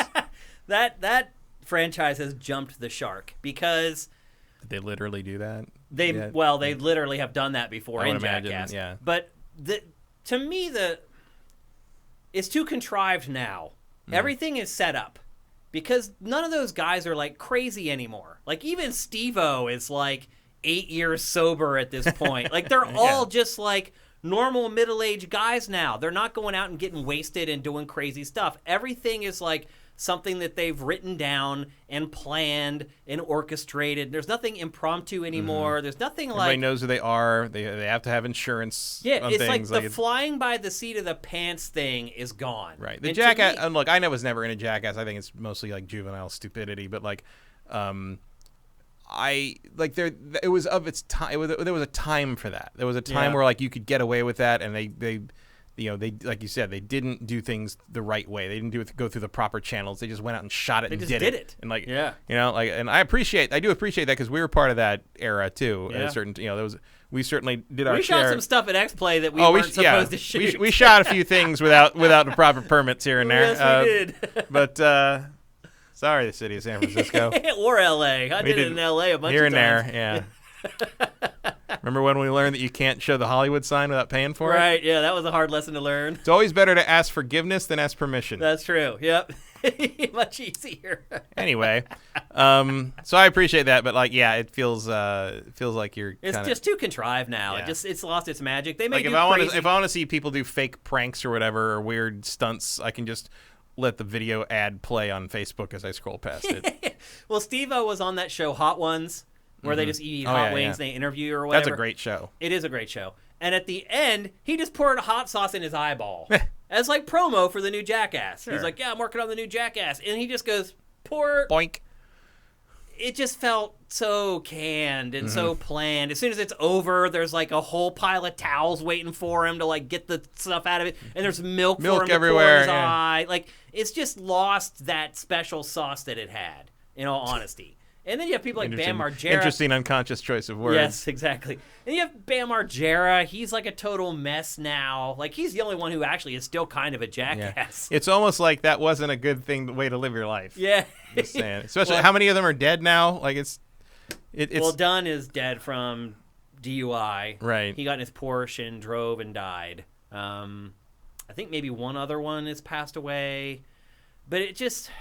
And Dunn is gone. He was great in that show. He's not a part of it anymore. Like, just, they've all grown up. And there's nothing wrong with that unless you're trying to make a juvenile movie franchise like Jackass. And I just think the special elements. And I would say Dunn's thing, like, that adds some baggage to it. Yeah. That doesn't feel like you should be ignoring it. It makes me feel weird watching it now. Like, with one, he's not there, which is weird because he was one of the best the crew people in the show. Not complete. But two, it's like you feel like the people who have been on Jackass should have learned something. Seriously. Yeah. And some of them did. Like, obviously, they clearly did. Yeah. Steve-O's sober now, which is great. Like, because he was a mess. Like, there's these people. Like, there are some people that just go too far and they don't know when to stop. Like, I can go out and drink and I can get really hammered, and I can come home and I don't drink again for like 4 months. Some people go out and get hammered. They go home. They keep drinking when they get home, and they get up in the morning. And if they don't keep drinking, they feel like crap. So that's where these guys were at. So I totally get that, like, they need to clean up their act, but it also made them, I hate to say it, less fun to watch. That's all there is to it. So it is what it is. Will I watch it eventually when it comes to HBO or Netflix or whatever? I will. Will I pay to watch it in a theater? Hell no. Hell no. Here's a good one also from NeoJD. Why do you think Tencent bought Sumo? I don't know.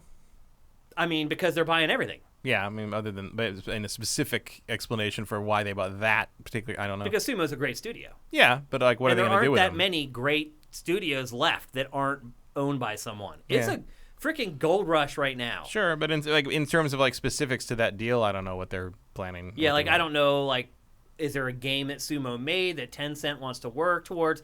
I mean, Tencent's just buying everything. That's just the truth of the matter.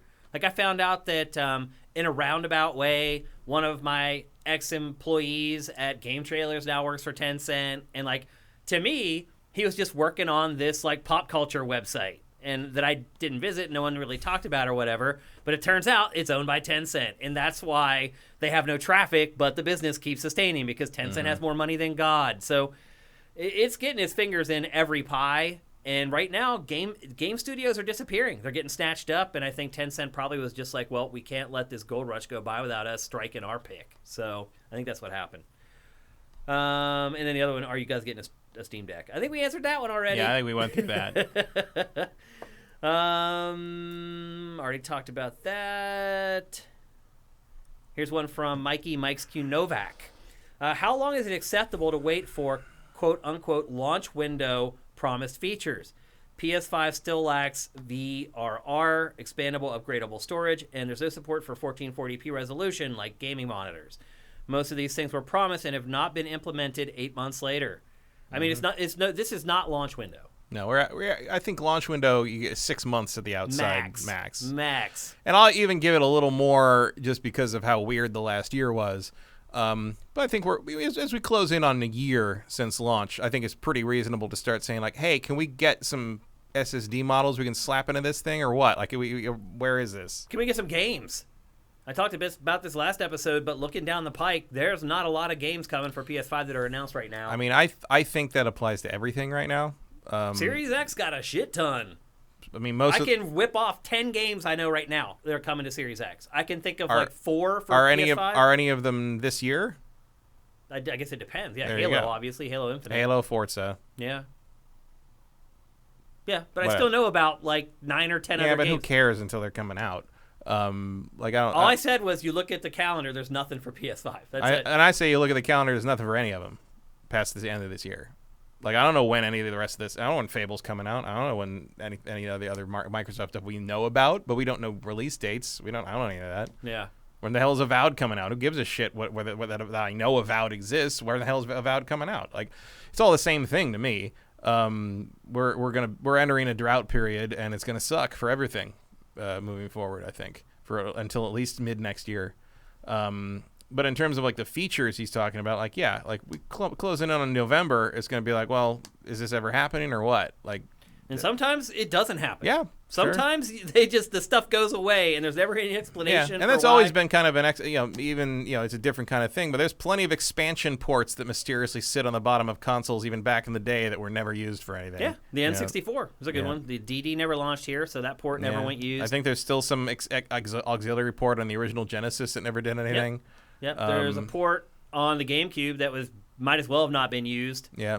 There's network adapter. There's an expansion port on the back of the Saturn that only recently got used by a third-party device that somebody invented that lets you dump all your games onto it and play it from there as like a little hard drive. That's pretty which cool. is awesome. It's pretty cool that they went back and used that port after all these years. Yeah. Well, it's also especially cool because it ups. You can do HDMI out of it and like you can hook it up to modern systems, but it also means that you don't have to rely on that stupid. A lot of those disk drives are breaking down these days, so it's a solid state. I don't think it's an SSD, but it is a more permanent solution to how to get the data off your disks. Yeah. So to answer your question, like it's out of the grace period. Yeah, I think you're well into hold them accountable territory at this point. I will say this though, not that they care. I do think that most of the things that Mike mentioned will come eventually. I do not think they're just going to disappear and never be addressed. No, I think it's ridiculous that there's still no official word on what other hard drives you can put in that thing. Yeah. Because I really need to at this point. I have no more space for anything. I would love to throw another few terabytes in there so I can like start installing other things and have access to them. But here's our last question because we are running out of time, believe it or not. This is from Sore Fear on Sifted in our forums. And he asks, if you could no longer play video games anymore, what would you do with your time? I'll start by saying that I've told a lot of stories on GameFace about a friend of mine that I used to have in Philadelphia that I played games with. And he loved them just as much as I did, but he was a drum and bass DJ, and his whole world was trying to become a big DJ and a big drum and bass producer. But he loved games as much as I did, but he wasn't under any illusions that he could turn gaming into a job. He was like, I'm going to be a DJ. I'm going to be a music producer. And I was in college, and I was studying journalism, and I was like, I'm going to cover video games. But the difference between how much we loved games was no different. He loved them just as much as I did. And unfortunately, 2 years ago, at the age of 37, he had a stroke. Just out of nowhere. Like 6 of them in a row. And he is completely disabled now. He can't talk, hardly. He can't walk. He can't do anything for himself, really. He can still produce drum and bass music because he got, like, a replacement for a mouse and keyboard that makes it accessible for him, and it's very tedious for him now. Stuff that he could just do in a second now takes, like, 30 minutes or whatever, but he can do it. And so that's what he's been doing. But he cannot play video games at all. He cannot skate anymore, and we used to skate together. He cannot play hockey. We used to play hockey together. His whole life is just, he can't DJ. Mm-hmm. He can make music because he can take as long as he wants to do that, but he can't DJ because he doesn't have the motor control anymore to very quickly use turntables and a mixer. And now there's pads and all this other stuff that you use while you DJ. And so his life was completely turned upside down. And so he's very much like me. So I've been watching what he's been doing with his time now that he can't play games and do a lot of the things that he loves. And he just spends all his time making music now. So he's found one thing that he enjoyed that he can still do, and he's just doing that 100%. I don't know if I would do that if I were in the same... I'm trying to think what other situations there would be where you couldn't play games again. I mean, it'd have to be like a Magic situation where, like, just... Right. Or video games cease existing, or something like that. What happened to him? Sort of, but that's more. I think this is more of a. If you couldn't do this one thing anymore, what would be your other hobby or something? Is less like. I would probably a catastrophic life event. Yeah, means you can't because like most of my alternatives would also be out of reach if what happened to him happened to me. So it's not really an answer to that. Yeah. Well, to answer it that way, I would just go back into DJing a lot more and producing music more. It's just something I love to do, and it's literally completely fallen by the wayside ever since I started Sifted. It's like it's this big part of my life that's been a part of my life since the early 90s that has just completely disappeared for the last 6 years. And it sucks because when I do go home and I hang around with all my friends from that scene and they're like, oh, you know, what have you been playing? Like, what tracks have you been buying? And I'm like, nothing. Like, I can't relate with them anymore on a lot of levels, and I hate it. It really bothers me. I feel like it's a part of me that's just disappeared. And that's what I would do. What about you? Well, I guess like video games are not that huge a part of my daily existence, really. No, certainly not anymore as like they used to be, I guess. Certainly when I was in my 20s, but like if video games went away for some reason, my other interests would just sort of shift to fill that. Like I would read more, I would play more board games, I would deal with my Transformers room more, I would watch more TV shows probably. Yeah. The TV shows are probably the main thing that I've given up on watching a lot of because they're more of a time commitment. Yeah. It's like if I'm going to spend not 2 hours, it's 10 hours. 10 hours, right. Hours. If I'm going to spend 10, 15 hours doing something, it's usually like, am I going to play this game or going to watch this show? Yep. And generally I play this game. When I have that kind of time available. Yeah. If we weren't doing this show, I would be interested to see what my answer to that would be. Yeah, because it would change. I would definitely play fewer new things. I would probably just concentrate on things that I already you have love already. I would probably just play No Man's Sky a lot, and like that would be the end of it. But like, yeah, I would think I would just I would miss it, but I think I would just shift my other interests to fill more of my time. It would not be some kind of like life quake sort of like, oh my God, now what do I do every day kind of thing. Just hasn't been that for a long time. Yeah. Which is maybe silly for someone who owns like 1,000 games to say. But also sometimes I do look at those, you saw those shelves in the background when we were doing it through Zoom, and every once in a while I look at those and I'm just like, how many of these am I ever even going to touch again? I've already accepted that I won't touch them, most of them, ever again. Yeah. I'm just going to sit on them until I'm ready to sell them. Mm-hmm. And the way game prices have been going up, True. I think by the time we're ready to retire, we could make... Because you got to realize, some of our games are old right now. Imagine in 20 years how old and rare they're going to be. Like I said, I should have kept the box on Mario 64. On apparently. all of them, yeah. Yeah, I wish I had kept all the packaging for everything I've ever bought, ever. I don't. I do. I've kept the packaging for a lot of things, and it never pays off. If I had like original packaging for my Atari 2600 collection, I was a kid, so I didn't give a crap about any of that. I threw my carts around, like didn't care. Once I learned the game, I didn't give a crap about the instruction manual. Like all my Atari 2600 collection are just carts. Yeah, but also I have nothing else. remember that the really valuable stuff is pristine. It is, yeah. It's stuff that's never been opened. It's true. still in the shrink wrap that somebody got from Kmart back in 1980 or something. Yeah. That's the stuff that's really valuable. That's true. But so I I think we both probably have a bunch of games sitting on shelves we got as like kind of review copies or whatever that we never opened because they sent us a download code. Or a preview build that was still the final build, or like we got 3 copies and like we took home one and the other one that was open was like the show copy or whatever. I got the Baldur's Gate like resurrection thing is I went and dug out my old Dark Alliance and Champions of Norath games, and they're all still in shrink wrap. Yeah. And I'm like, and those are worth hundreds of dollars now for no good reason. Yeah, like 2 years before I left GT, we cleared out our game library. Like we just went in and like I was like, this is the stuff we need to keep for capture purposes on down the road. Everything else can go. And we just put them all in a big pile, and we just took turns picking games.